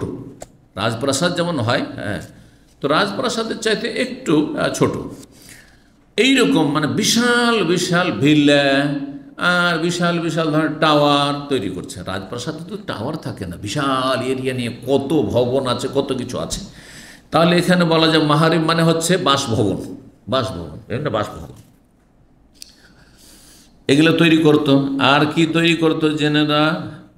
সেই আপনার কিসের ঝর্ণা থেকে, ওই আপনার তামা, গলিত তামার ঝর্ণা থেকে। আর কি তৈরি করতো? বলছেন যে তামাসিল, আর ভাস্কর্য, মূর্তি, তিমসালের বহুবচন তামাসিল। কেউ কেউ বলছেন দাউদ আলাইহিস সালামের যুগে ভাস্কর্য তৈরি করা জায়েজ ছিল, ইসলামে জায়েজ নয়, মূর্তি তৈরি করা জায়েজ নয়, কারণ এই রাস্তায়, চোরা রাস্তা দিয়ে শিরক শুরু হয়েছে, সুতরাং জায়েজ নয় প্রাণীর ছবি অঙ্কন করা। আবার কেউ কেউ বলছেন না, দাউদ আলাইহিস সালামের যুগে যেগুলো ভাস্কর্য তৈরি করতো সেগুলো প্রাণহীন কোনো বস্তুর, অন্য কিছু তৈরি করা হতো, তাহলে জায়েজ আছে। কিন্তু কোনো প্রাণীর ভাস্কর্য জায়েজ নয়। হ্যাঁ, বাঘের, হ্যাঁ, আর নেতার, হ্যাঁ, আর অমুক তমুক ধনকুপের, ইত্যাদি ইত্যাদি, জাতির পিতার, হ্যাঁ, আর জাতির যে নায়ক অমুক তমুক, হ্যাঁ, স্বাধীনতার ঘোষক, কোনোটাই জায়েজ নাই, হারাম সব। যারা ভেঙেছে জাযাহুমুল্লাহ খায়র, ভালো কাজ করেছে। ওয়া জাফনাতুনের বহু বচন, মানে বড় বড় পাত্র, বড় বিশাল বিশাল পাত্র, সেই পিতল তামা দিয়ে, গলিত তামা দিয়ে তৈরি করতো। জেফান, সেই পাত্রগুলি কেমন হইতো? মানে পাত্র, তাই না? না, একসাথে 17 কাল জবাবে, সেগুলি হতো হাউজের মতো। একটা পাত্র তৈরি হতো কিসের মতো? হাউজের মতো। চৌবাচ্চা বুঝেন? এটা শুদ্ধ বাংলা হলো, কিন্তু শুদ্ধ বাংলা কিন্তু হাউজও নয়, হাউজ তো আরবি শব্দ। জি, এই জন্য কাল হেয়াজ, হাউজের বহুবচন হেয়াজ। এই হাউজ কার? উটের পানি পান করার জন্য আরবরা যেমন কি করে, ছোট ছোট পুকুর বা ওই যে হাউজ তৈরি করে, ওই রকম ধরনের পাত্র, একটা পাত্র তৈরি, এত বড় বিশাল বিশাল পাত্র তৈরি হইতো। আর ইবনে আব্বাস রাদিয়াল্লাহু আনহু বলছেন যে সেগুলি হয়তো কাল জৌবাতে মিনাল আযব, হ্যাঁ, জমিনের একটা গর্তের মতো, মানে পুকুরের মতো। একটা পাত্রই হইতো কিসের মতো? পুকুরের মতো, পাতিল, হ্যাঁ, যাতে রান্না পাকশাক হবে, হাজার হাজার মানুষের একসাথে পাক হয়ে যাচ্ছে, আর তারপরে খাচ্ছে। জি। বা পাকশাক করার পরে তাতে ঢেলে রাখছে। আর পাকগুলি হয়তো যেই আপনার এতে কি বলছে, কি বলে সেগুলো, ডেগ, হ্যাঁ ডেগ, যেগুলো ডেগগুলির কথা আসছে। ও কদুরিন রাসিয়াত, আর এমন ডেগ, বিশাল বিশাল আকারের ডেগ তৈরি হতো যেগুলি চুল্লির ওপর স্থাপিত থাকতো। চুল্লির ওপর মানে চুলহার ওপর, চুল্লি বুঝেন না, চুলহার ওপর স্থাপিত, চুলহার ওপর তৈরি করাই চুলহার ওপর। কেন? কারণ এত বড় ডেগ যে ওকে উঠানামা করা ঝামেলা, সেই জন্য চুলহার ওপরই তোকে তৈরি করা হয়েছে, চুলহার সাথে সেট করে দেওয়া হয়েছে। এত বড় বিশাল বিশাল একসাথে হাজার হাজার লোকের খাবার পাক হয়ে গেল। আর তারপরে যে পাত্রগুলিতে উঠিয়ে দেওয়া হচ্ছে বিশাল বিশাল পাত্র। তো পাত্র হলো জেফান, আর কদুর হচ্ছে সেই ডেকগুলি, যেই ডেকগুলি রাশিয়াতে স্থাপিত থাকতো, স্থির হয়ে আছে, এই না যে হঠাৎ নড়া পড়ছে, হ্যাঁ এরকম নয়। আর আল্লাহ নির্দেশ দিয়েছেন দাউদ আলাইহিস সালামকে এবং তার পরিবারকে, এমালু আলা দাউদ, হে দাউদ পরিবার তোমরা আমল করো, মানে নেক আমল করতে থাকো শুকরিয়া জ্ঞাপনের সাথে। আমলের মাধ্যমে শুকরিয়া আদায় করো, আমল দিয়ে শুকরিয়া আদায় হয়। আমল হচ্ছে শুকরিয়ার বহিঃপ্রকাশ। শুধু মুখে শুকুর আলহামদুলিল্লাহ, এটা বাঙালি শুকরিয়া, খেয়ে দে শুকুর আলহামদুলিল্লাহ, এটা বাঙালি শুকরিয়া আমি বলি, আসলে আমাদের দেশীয় শুকরিয়া না, না না, অন্তর্তে শুকরিয়া, হাড়ে হাড়ে, হ্যাঁ টের পাওয়া, হাড়ে হাড়ে অনুভূতি। আল্লাহ কত নিয়ামত দিয়েছেন, সুবহানাল্লাহ, কত নিয়ামত, আলহামদুলিল্লাহ। জি, কত নিয়ামত, চিন্তা করুন তো। এই যে সুস্থতার নিয়ামত, কথা বলতে পারছি নিয়ামত, চলাফেরা করতে পারছি, হ্যাঁ আপনাদেরকে দুটো কথা শিখাইতে পারছি, আপনারা দিন শিখতে পারছেন। আর তারপরে আল্লাহ রাব্বানি সমস্ত অঙ্গ প্রত্যঙ্গ, ব্রেন থেকে শুরু করে চোখ, নাক, অঙ্গ সবই কাজ করছে, আলহামদুলিল্লাহ। কত মানুষ এইগুলো থেকে বঞ্চিত রয়েছে, হ্যাঁ অবশ্য অবস্থায় পড়ে আছে, বছরকে বছর হাসপাতালে পড়ে আছে, পঙ্গু হয়ে পড়ে আছে, সুবহানাল্লাহ। চিন্তা করুন তো, এখনই যদি কিছুই নেই, একটা পা যদি চলে প্যারালাইসিস, কী অবস্থাটা হবে চিন্তা করুন তো দেখি। আলহামদুলিল্লাহ, আলহামদুলিল্লাহ।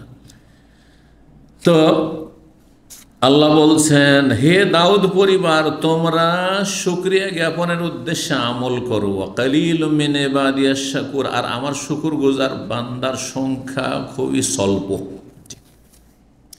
তারপরে বলছেন সুলাইমান আলাইহিস সালামের মরণের সময় ঘনিয়ে আসলে তিনি ইবাদত বন্দেগী দাঁড়িয়ে করেছেন, লাঠিতে ভর দিয়ে সে অবস্থায় মারাই গেলেন। বলছেন ফালাম্মা কাযাইনা আলাইহিল মওত, আল্লাহ বলছেন যখন তার আমি মৃত্যুর চূড়ান্ত ফয়সালা করলাম, মাদাল্লাহুম আলা মওতিহি, জিনেরা কিন্তু কাজ করেই যাচ্ছে, কাজ করেই যাচ্ছে। ওরা জানছে যে পাহারা দিচ্ছেন সুলাইমান আলাইহিস সালাম, না হলে বড় কঠিন শাস্তি দেওয়া, আগুনে জ্বালিয়ে শাস্তি দেওয়া হবে। তো কাজ করতে, এইদিকে সুলাইমান আলাইহিস সালাম মারা গেছেন, মারাই গেছেন। ওর গায়েব যদি জানতো তো মারা যাওয়ার সাথে সাথে পালিয়ে যেত সব, কেন থাকবে, হ্যাঁ। কিন্তু জানতে পারে, তাহলে বোঝা গেল জিনেরা গায়েব জান না। তাহলে যারা জিন বসে করে আপনার হারিয়ে যাওয়া বস্তুর খোঁজ খবর দিচ্ছে, কেমন করে বিশ্বাস করছেন বলুন তো দেখি? শিরকি কথা না, কুফরি কথা না, জিন আলেমুল গায়েব না, মোটেই না। এ তো ঈমান হারিয়ে যাবে। আল্লাহ বলছেন যে সুলাইমান আলাইহিস সালামের মওত সম্পর্কে, মাদাল্লাহুম আলা মওতিহি, তার মওত সম্পর্কে, তার মৃত্যু সম্পর্কে জিনেরা টের পায়নি। কখন টের পেল? ইল্লা দাব্বাতুল আরদে, ওই যে মাটির ওই পোকা, ওই লাঠিটাকে, যে লাঠিতে ভর দিয়ে তিনি তাহাজ্জুদ পড়েছেন বা ইবাদতবন্দি করছিলেন, ইবাদতবন্দি করতে থাকেন তার মেহরাবে, তো ভাবছেন ইবাদতবন্দি করতেই আছে। যখন এসে জিন দেখে ইবাদতবন্দি করতেই আছে, কিন্তু দিয়ে মারা গেছেন, কয়েক মাস হয়ে গেছে। এই ওই পোকা খেতে খেতে খেতে যখন খেয়ে নিয়েছে ভিতরটা, তখন ধাস করে আষাঢ় খেয়ে পড়ে গেছে। যেমন আষাঢ় খেয়ে পড়ে, আরে কখন থেকে মারা গেছে, আর আমরা এতদিন ধরে কষ্ট করে কাজ করছি, পালা সব পালা। এই তো জিন সব পালিয়ে গেল সব। আল্লাহু আকবার। আল্লাহ বলছেন দাব্বাতু তাকুল মিন সাতাহু, এই দাব্বাতুল আর কি ছিল? আল আরাজা, মানে ওই পোকা, আরবিতে আরাজা বলা হয় ওই পোকাকে। তাকুল মিন সাত, তার লাঠিকে খেয়ে ফেলেছিল। মিন সাতন মানে আসাহু, আসাকে মিনসা বলা হয়। ফালাম্মা খাররা, যখন তিনি আছাড় খেয়ে পড়ে গেলেন, তাবাইয়ানাতিল জিন, তখন সুস্পষ্ট হলো জিনের জন্য, আল্লাহ কানু ইয়ালামুন আল গায়ব, কেউ কেউ বলতো সেই যুগেও জিনেরা গায়েব জানে, কিন্তু জিনেরা বলতে পারে সব খবর। হ্যাঁ, তোমার বাড়িতে কী হয়েছে, তোমার ছেলেটা হারিয়ে গেছে, কোথায় আছে, জিন দেখো, যারা জিন বসে করেছে তাদেরকে জিজ্ঞাসা করে বলে দিবে। হ্যাঁ তোমার এই হারিয়েছে, সেই হারিয়েছে, তোমার চুরি হয়েছে, বলে দিতে পারবে যে কে চুরি করেছে, জিনেরা জানে। এইসব শিরকি কথা। আল্লাহ এই কথাই বলছেন, তারা যদি জানতো গায়েব, আল্লাহ কানু ইয়ালামুল গায়েব মা লাবিসুফিল আযাবিল মুহিন, তাহলে এই লাঞ্ছনাকর কঠিন পরিশ্রমের শাস্তিতে তার অবস্থান করতো না, সাথে সাথে পালিয়ে যেত অনেক আগে। তারপরে বলছেন আর একটি বিষয়, এমনি আহবাবতু হুব্বাল খাইরি আন যিকরি রাব্বি, সূরা সাদের 32 রয়েছে, সুলাইমান আলাইহিস সালামের সুন্দর সুন্দর ঘোড়া ছিল। রাজা কত দামি দামি ঘোড়ার সুন্দর সুন্দর ঘোড়া ছিল, ঘোড়াগুলি খুব তিনি ভালোবাসতেন, আদর করতেন, পছন্দ করতেন। একটা ঘোড়ার একটা ইয়ে আছে, মানুষের ভাব আছে ভালো। এক সময় ছিল, আপনার মোগল আমলও ছিল, এখন ওই আপনার এর দিকে আছে রাশিয়ার, তারপরে রাশিয়ার আশেপাশে যে আজারবাইজান, উজবেকিস্তান, এদের প্রচুর ঘোড়া মানুষের কাছে আছে। আমাদের এলাকায় একজন মুসলিম মন্ত্রী ছিলেন, গনি খান চৌধুরী সাহেব, তার বাড়িতে একটা ঘোড়া ছিল, ও লক্ষ লক্ষ টাকা দামের ঘোড়া, আর শুধু এমনি খাওয়িয়ে দিয়ে শুধু পুষে রাখতো, দেখার মতন। আমরা দেখতে যেতাম মাঝে মাঝে মন্ত্রীর বাড়িতে গেছি, তখন আমার যৌবনকাল ছিল, 21 বছর 22 বছর বয়স, প্রথম দাওরা ফারিক হওয়ার পরে 19 বছর, তখন শিক্ষকতা করতাম, তো যেতাম, তোর বাড়ির কাছে থাকতাম। তো সুবহানাল্লাহ, মানুষ ঘোড়া দেখতে পছন্দ করে। সুলাইমান আলাইহিস সালাম খুব ঘোড়া পছন্দ করতেন। ইন্নী আহবাবতু হুব্বাল খাইরি, বলছেন আমি এই কল্যাণের মানে এই যে অসরাজি ঘোড়াকে আমি ভালোবেসেছি, আন যিকরি রব্বি, যেটা আমার রবের জিকির থেকে আমাকে হয়তো গাফিল করেছে।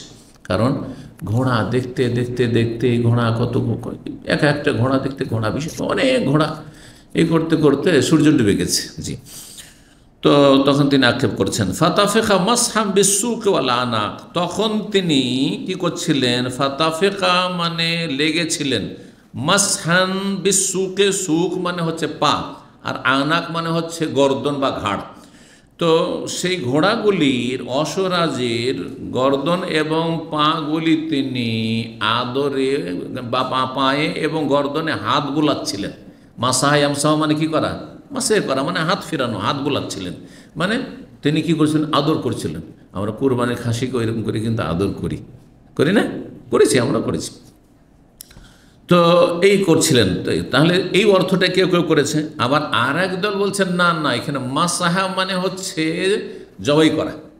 তিনি যখন দেখলেন যে আরে এগুলির আসক্তিতে আমি ঘোড়াকে এত ভালোবাসি আর পছন্দ করি, এগুলো দেখতে দেখতে আমার সূর্য ডুবে গেছে, আর আমার আসরে সালাত পড়া হয়নি, হ্যাঁ গাফিল হয়ে গেছি, আমার আল্লাহর জিকির থেকে গাফিল করে দিয়েছে। তখন তিনি কাফারা স্বরূপ সবগুলি ঘোড়াকে কি করে দিলেন, জবাই করে দিলেন। ফাতাফিকা মাসহাম বিসুক ওয়াল আনাকের অর্থ তারা করেছে ইয়ামসাহু আরাফাল খাইল ওয়া রাকিবাহা, সেই ঘোড়ার পা এবং গর্দনগুলিকে কেটে দিলেন। গর্দন কেটে দিলেন মানে গলা কেটে দিলেন, আর জবাই করে দিলেন, আর পা কেটে দিলেন। জি, ঘোড়াই থাকবে না আর আমি জিকির থেকে গাফিল হব না। সূরায়ে আপনার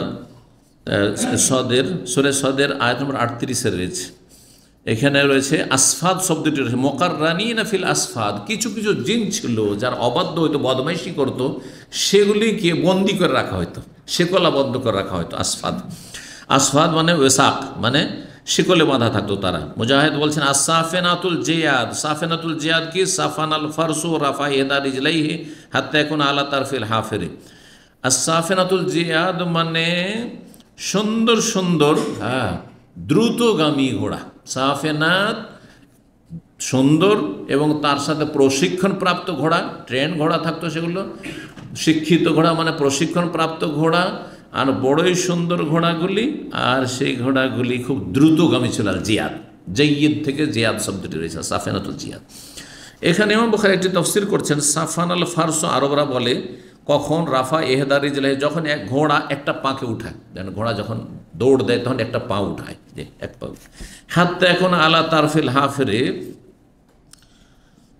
এমনভাবে উঠায় যে সেটা কেমন হয়ে যায়, বলছেন যে হাত্তা এখন আলা তারফিল হাফিরে, তার খুরের এক কিনারা দেখা যায়, যখন পাটা উঠায় তখন খুর যেটা থাকে, খুরা বলেন না খুর বলেন, খুর, তো সেই খুরা লিখেছে বাংলা এতে, কিন্তু আমরা তো খুরই বলি।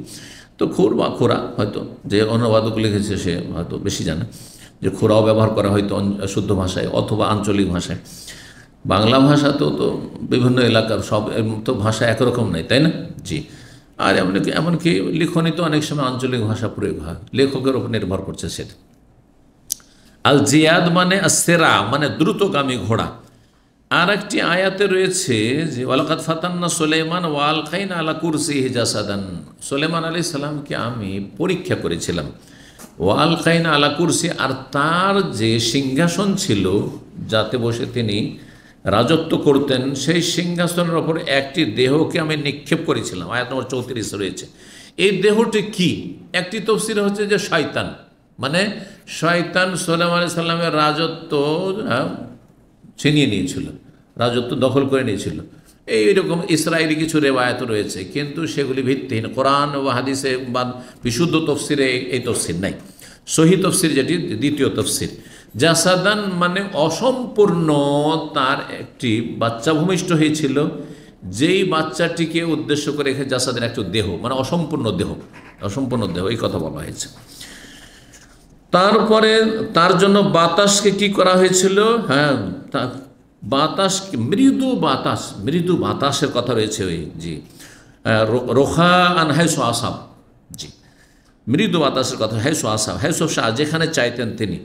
তারপর রয়েছে ফামনুন, হ্যাঁ, আমসেক বেগারে হিসাব, তোমাকে অনুগ্রহ দিয়েছে, সুতরাং তুমি দাও, দান করো, অথবা তুমি না করো, বিনা হিসাব, কোনো অসুবিধা নেই, তুমি তোমার প্রয়োজনে যেমন যেখানে মনে হয় তুমি খরচ করো, ইত্যাদি। 3423 নম্বর হাদিস, হাদিস বর্ণনা করছেন আবু রাদিয়াল্লাহু তাআলা আনহু, বলছেন ইন্না ইফরিতা মিনাল জিন্নে, একটি অবাধ্য জিন। কেউ কেউ ইফরিতের অনুবাদ করেছে, কোনো কোনো অনুবাদকরা দেউ জিন, বুঝলেন তো? দেউ শব্দটা কিন্তু আমাদের দেশের লোকেরা বুঝে, কিন্তু এটা হিন্দুয়ানি ভাষা, হিন্দুদের একটা ধারণা যে দেউ কেমন করে হয়, এইসব কথা রয়েছে, উদ্ভট কথাবার্তা না, কিন্তু ধরেন যে অবাধ্য জিন, হ্যাঁ, অবাধ্য জিন। একটি অবাধ্য জিন তাফাল্লাতা আলাইহাল বারেহা, আমার সামনে লাফ দিয়ে আসলো, কি জন্য? লিয়াক্তা আলাইহিস সালাম, আমার সলাত নষ্ট করার জন্য, নবী সাল্লাল্লাহু আলাইহি ওয়াসাল্লামকে ডিস্টার্ব করার জন্য, নামাজে খুশু নষ্ট করার জন্য। ফামকানানি আল্লাহু মিনহু, আল্লাহ আমাকে তার ওপর ক্ষমতা দান করলেন যে আমি তাকে ধরে নিতে পারবো, আমার হাতের নাগালেও তাকে ধরে নিতে পারি, এই ক্ষমতা আমাকে দিয়ে দিলেন। ফাখাজতুহু, আমি তাকে ধরেও ফেললাম। ফারাদতু আন আরবিতাহু আলা সারিয়াত মিন সাওয়ারিল মাসজিদ, তারপর আমি চাইলাম যে সেটাকে মসজিদ নববীর কোনো একটি খুঁটির সাথে বেঁধে ফেলি, আর সকাল হবে আর তোমরা তাকে নিয়ে খেলবে, বা তোমাদের বাচ্চারা খেলাধুলা করবে, তোমরা দেখবে। তো বলছেন যে হাত্তা তানজুরু ইলাইহি কুল্লুকুম, যাতে তোমরা সকালে সবাই মদিনাবাসীরা দেখতে পারো যে একটা শয়তান, দেউ শয়তানকে বা অবাধ্য শয়তানকে বেঁধে রেখেছি। ফাজাকারতু দাওয়াত আখি সুলাইমান, হঠাৎ করে আমার স্মরণ হয়ে গেল আমার ভাই সুলাইমান আলাইহিস সালামের দুয়ার কথা, যে উনি যে বলেছেন লা ইয়ামবাগি লিআহাদিন, উনার রাজত্ব চলতো জিনের ওপর, আমিও যদি জিনকে ধরে রাখি তাহলে তার রাজত্বে আমার হস্তক্ষেপ করা হচ্ছে, না আমি করব না। এই রব্বিগফিরলি ওয়াহাবলি মুলকান লা ইয়ামবাগি লিআহাদিন মিন বাদি, সূরা সাদ আয়াত 35-এ ফারাদাতুহু খাসিয়ান, যার ফলে আমি ধরতে পেরেও তাকে আমি ছেড়ে দিলাম লাঞ্ছিত করে, ছুঁড়ে ফেললাম। যা, ইফরিত কাকে বলা হয়? মুতাম্মারিদ মিন ইনসিন ও জিন, মানুষ এবং জিন যদি সীমালঙ্ঘনকারী হয়, অবাধ্য হয়, তাহলে বলা হয়। যেমন জাবানিয়া, সানাদুজ জাবানিয়া, সূরা আলাকা রয়েছে সানাদুজ জাবানিয়া, জাবানিয়ার এক বচন হচ্ছে জিবনিয়াতুন, ওই রকম ইফরিত, জিবনিয়ুন, ইফরিতুন, হ্যাঁ, জাবানিয়াতুন আফারিত, ওর জমা হচ্ছে আফারিত, এই কথা বলতে চাইছে বুখারী ভাষার তাহকিক। 3424 নম্বর হাদিস, এই হাদিসটি হচ্ছে ওই যে তার সিংহাসনের ওপর একটি দেহ নিক্ষেপ করার কথা আয়াত এসছে না, ওর ব্যাখ্যার হাদিস, এটি হচ্ছে সহি।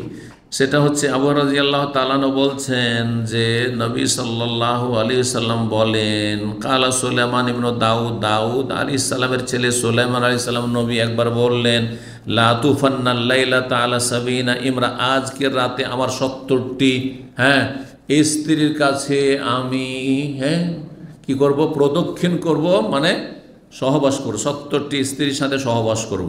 তাহলে তাহমের অন্য রিওয়ায়াতে 90টি রয়েছে, এটা বেশি সহি, 90টি। তো কোনো কোনো হয়তো মনে হয় 99 রয়েছে, কিন্তু এখানে 93-এর কথা বলেছেন, 90 আর 70। যাই হোক, 90-এর হাদিসটি বেশি সহি। বলছেন তাহমেল কুল্লু উমরাতিন, আর প্রত্যেকটি আমার স্ত্রী এক একজন অশরোহী গর্ভধারণ করবে, এক একটা বাচ্চা গর্ভধারণ করবে এই আমার সহবাসের মাধ্যমে। আর সবগুলি কি হবে? অশরোহী হবে, মানে ঘোড়সওয়ার মুজাহিদ হবে, ঘোড়ার পিঠে। ইউজাহিদ ফির আল্লাহ রাস্তায় সবাই জেহাদ করবে। কিন্তু ইনশাআল্লাহ বলতে ভুলে গেলেন তিনি। ফাকাল্লাহু সাহেব, তার সঙ্গী ছিলেন যিনি, তিনি বললেন ইনশাআল্লাহ। উনি বললেন ফালাম ইয়াকুল, কিন্তু তিনি হয়তো একটু অমনোযোগী থেকে গেলেন, খেয়াল করলেন না বিষয়টি। অনেক সময় এরকম হয়, এটা করব আমি, আর তারপরে ইনশাআল্লাহ বলতে হয়তো ভ্রুক্ষেপ করলেন না, অথবা বেখেয়াল ভুলে গেলেন। ওয়ালাম তাহমেল শাইআন ইল্লা ওয়াহিদা সাকেতান, যার ফলে হইল কি, এই 90 জন স্ত্রীর মাঝে একজনও গর্ভধারণ করলো না, কারো পেটে বাচ্চা আসলো না। একজনের পেটে শুধু বাচ্চা আসলো, সেটাও সাকেতান আহাদা শিখে, তার একটা শরীরের একটা অংশ অসম্পূর্ণ। অসম্পূর্ণ, এই অসম্পূর্ণ বাচ্চা তো কোনো কাজের না, পঙ্গু। ফকাল নবী সান্নবী সাল্লাল্লাহু বললাম কালাহা, তিনি যদি বলতেন ইনশাআল্লাহ জাহাদু ফিস, তাহলে প্রত্যেকটা বিবি তার স্ত্রী গর্ভধারণ করত, আর সবাই আল্লাহ রাস্তার অশরীহী মুজাহিদ তৈরি করত, আর তারপরে তারা সবাই আল্লাহ রাস্তায় জিহাদ করত। তাহলে ইনশাআল্লাহর বড় উপকারিতা রয়েছে। এই হাদিসটি হচ্ছে যে ওই যে ওয়ালকাইন আলা কুরসি, তার সিংহাসনের ওপর, কারণ বাবা মারা গেলে ছেলে কি হয়? রাজা হয়। তো এমন সন্তান ভূমিষ্ঠ হলো যে হচ্ছে পঙ্গু, তোর কি রাজা হবে? এটা হচ্ছে দেহ, শুধু দেহ, কিন্তু ওতে কিছু নেই, ক্ষমতা নেই কিছু। 3425 নম্বর হাদিস। হাদিস মানুষ আবু যার রাদিয়াল্লাহু তাআলা বলছে, ইয়া রাসূলুল্লাহ, হে আল্লাহ রাসূল, আইয়ু মসজিদ উযিয়া আউয়াল, সর্বপ্রথম কোন মসজিদ নির্মাণ করা হয়েছে? কাল আল মসজিদুল হারাম, মক্কার মসজিদ হারাম, কাবা। বলতো, আমি বললাম সুম্মাই, তারপর কোন মসজিদ? কাল সুম্মাল মসজিদ, তারপর মসজিদ আকসা ফিলিস্তিনে। কাল কুলতু কাম বাইনাহুমা, দুটোর মাঝে কতটা ব্যবধান? কাল আর 40। সুম্মা কাল হে সুম্মা আদরাকাতকা সলাহ, তো তোমাদেরকে যেখানে সলাৎ পেয়ে যাক না কেন, সলাৎ রক্ত হোক না, ফাসাল্লে, সলাৎ পড়ে না। ওয়াল আরজুলাকা মাসজিদ, সমস্ত পৃথিবী তোমার জন্য মসজিদ। অধ্যায় শেষ হয়ে যাচ্ছে, দুটো হাদিস আর রেখে লাভ নেই, এই জন্য সংক্ষেপে অনুবাদ করে দিই। বলছেন আবু হুরায়রা রাদিয়াল্লাহু তাআলা আনহু, রাসূলুল্লাহ সাল্লাল্লাহু আলাইহি ওয়াসাল্লাম থেকে তিনি শুনেছেন, মাসালি ও মাসালুন নাস, আমার উদাহরণ আর মানব জাতির উদাহরণ হচ্ছে কামাসালির রাজুল, একজন মানুষের মতো। ইস্তাকাদানার, আগুন জ্বালিয়েছে। কি করেছে? এক জায়গায় আগুন জ্বালিয়েছে। ফাজাল আল ফারাসু, তখন সমস্ত কীট পতঙ্গ যত আছে সবগুলি, ওয়াহাজিদ দাওয়াব, এই যে আপনার পোকামাকড়, ফারাস হচ্ছে কীট পতঙ্গ, ওয়াহাজিদ দাওয়াব আর পোকামাকড়, তাকাও ফিন্নারে, আগুনে এসে ঝাঁপ দিচ্ছে। আগুন যদি রাত্রে কোথাও জ্বলে তাহলে কি হয়? পোকামাকড়গুলি সব উড়ে এসে আগুনে ঝাঁপ দেয়, আগুনে ঝাঁপ দেয়। লাইটে দেখবে আজকালকার যুগে, যারা আগুন দেখেনি, লাইটে দেখবেন, লাইটে আমাদের দেশে বিশেষ করে আল্লাহ আবার পুরোটাকে ঢেকে নেয়, হ্যাঁ, কীট পতঙ্গে আর পোকামাকড়ে। তো উদাহরণটি কেমন? উদাহরণের উদ্দেশ্য কী?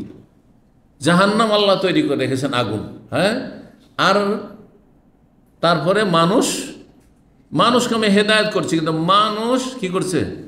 ওই আগুনে ঝাঁপ দিতে যাচ্ছে, হেদায়েত হয় না, সৎ হয় না, কাফের হয়ে থেকে যাচ্ছে, অসৎ জীবনযাপন করছে, আর ওই হ্যাঁ পোকামাকড় মতো, কীট পতঙ্গের মতো আগুনে জাহান্নামে ঝাঁপ দিতে যাচ্ছে, অবুঝ।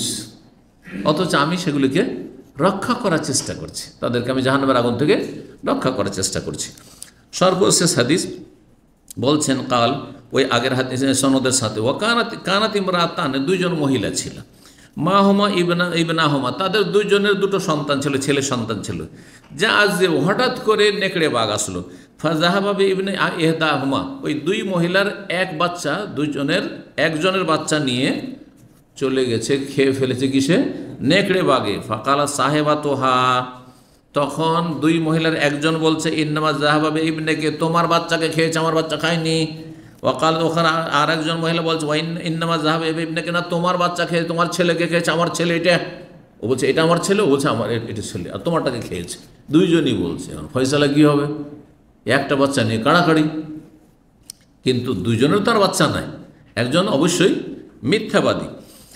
ফাতাহা কামাতা ইলা দাউদ, দাউদ আলাইহিস সালামের কাছে দুইজনে উভয় মহিলা বিচার নিয়ে আসলেন। ফাকাজা বিল কুবরা, তখন দেখলেন যে বড় মুরব্বী, ইয়ে কি আর মিথ্যা কথা বলে? বড়োর জন্য ফয়সালা করে দিলেন যে বড়টাকে, হ্যাঁ, বড় যে মহিলা বয়সের দিক থেকে বয়োজ্যেষ্ঠ তাকে দিয়ে দিলেন। ফাখারা জাতা আলা সোলেমান, সোলেমান আলী ইসলাম তখন রাজদরবারের বাইরে রাজার ছেলে ঘোরাফেরা করছে, যুবক ছেলে।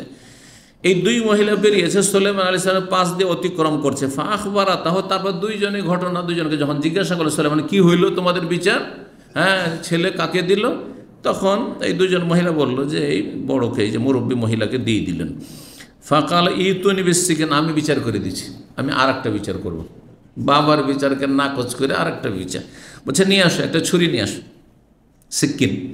আসুক কহু বাইনে হুমা, হ্যাঁ অর্ধাঅর্ধি করে কেটে তোমাদের ভাগ করে দিয়ে দিচ্ছি, কেন একজন করে নিয়ে যাবে। যখন একটা বাচ্চা গেছে, একটা বাচ্চা দুইজনই দাবি করছে, তোমাদের অর্ধাঅর্ধি করে কেটে ভাগ করে দিয়ে দিচ্ছি। ফাকালাতে সুগরা, তখন ছোটজন বলছেন লা তাফালি আর রহমকাল, এটা করিও না, এটা করিও না, আল্লাহ তোমার রহম করুক, আমার বাচ্চাটা বেঁচে থাক, আমার নাই পাবো। সুবহানাল্লাহ। হুয়াইব না, আসলে এই ছোট যে বয়সের দিক থেকে মহিলা, ওনারই বাচ্চা ছিল, কিন্তু বিচারটা হয়ে গেছে কি বড়কে মনে করে যে এই বড় মহিলা যেহেতু বয়োজ্যেষ্ঠ মহিলা, এ বয়সিকা মহিলা, এ মিথ্যা মনে হয় বলবেন না, ওকে দিয়ে দিয়েছেন, সাক্ষীটা কি নেই কারণ। কিন্তু আসলে ফাকাজা বেহি ইসুগরা, তখন সোলেমান আলী ইসলাম বলে যায় এই মহিলা, মরি মহিলাকে বলছে দাও, এই যে ছোট, এই যে অল্প বয়সী মহিলা, ওর বাচ্চা ওকে দিয়ে দাও, ওর জন্য ফয়সালা করে দিলেন। আবু রাদিয়াল্লাহু আনহু বলছেন, ওয়াল্লাহি আল্লাহর কসম করে ইন সামিআতু বিসিকিন ইল্লা ইয়াউমাইজিন, আমি সিক্কিন শব্দটি, সিক্কিন যে ছুরিকে বলা হয়, সেই দিন জীবনে প্রথম শুনলাম।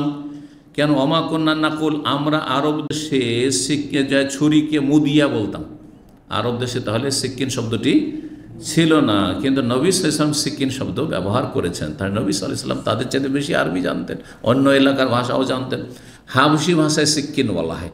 আর আরব দেশে আবু হুরায়রা ছিলেন আপনার আলবাহা এলাকা, আবু হুরায়রা দৌস বংশ, আলবাহা এলাকা, ওই এলাকার ভাষা ছিল মুদিয়া, এ কথা বলছেন। বুঝতে পেরেছেন হাদিসটি, যে সোলেমান আলাইহিস সালাম বিচারটি, তাহলে কার বিচার বেশি সূক্ষ্ম? সোলেমান আলাইহিস সালামের বেশি বিচার সূক্ষ্ম। তাহলে কে দাউদ আলাইহিস সালাম অবিচার করেছেন? অবিচার করেননি, তাঁর বাহ্যিক জ্ঞানে যখন দলিল প্রমাণ নেই, মুরব্বী মহিলা, এই অল্প বয়সী মহিলার ইমানে দুর্বলতা থাকতে পারে, কিন্তু এই মহিলার বয়স হয়ে গেছে, এ কেন আর মিথ্যা কথা বলে, তো চলো তুমি মানুষ করো, তোমারই এটা। যখন এইভাবে তিনি বিচার করেন, এই জন্য সোলেমান আলাইহিস সালামের বিচার ক্ষমতায় বাপের চাইতে বেশি অগ্রগামী ছিলেন, বেশি বুদ্ধিমান ছিলেন, বিচক্ষণ ছিলেন। আল্লাহ রাব্বুল আলামিন একজনকে অপরজনকে এরকম ফজিলত দিয়ে থাকেন। জাযাকুমুল্লাহ খায়র। ওয়া সাল্লাল্লাহু আলা নবিয়িনা মুহাম্মদ ওয়া আলা আলিহি ওয়া সাহবিহি আজমাইন।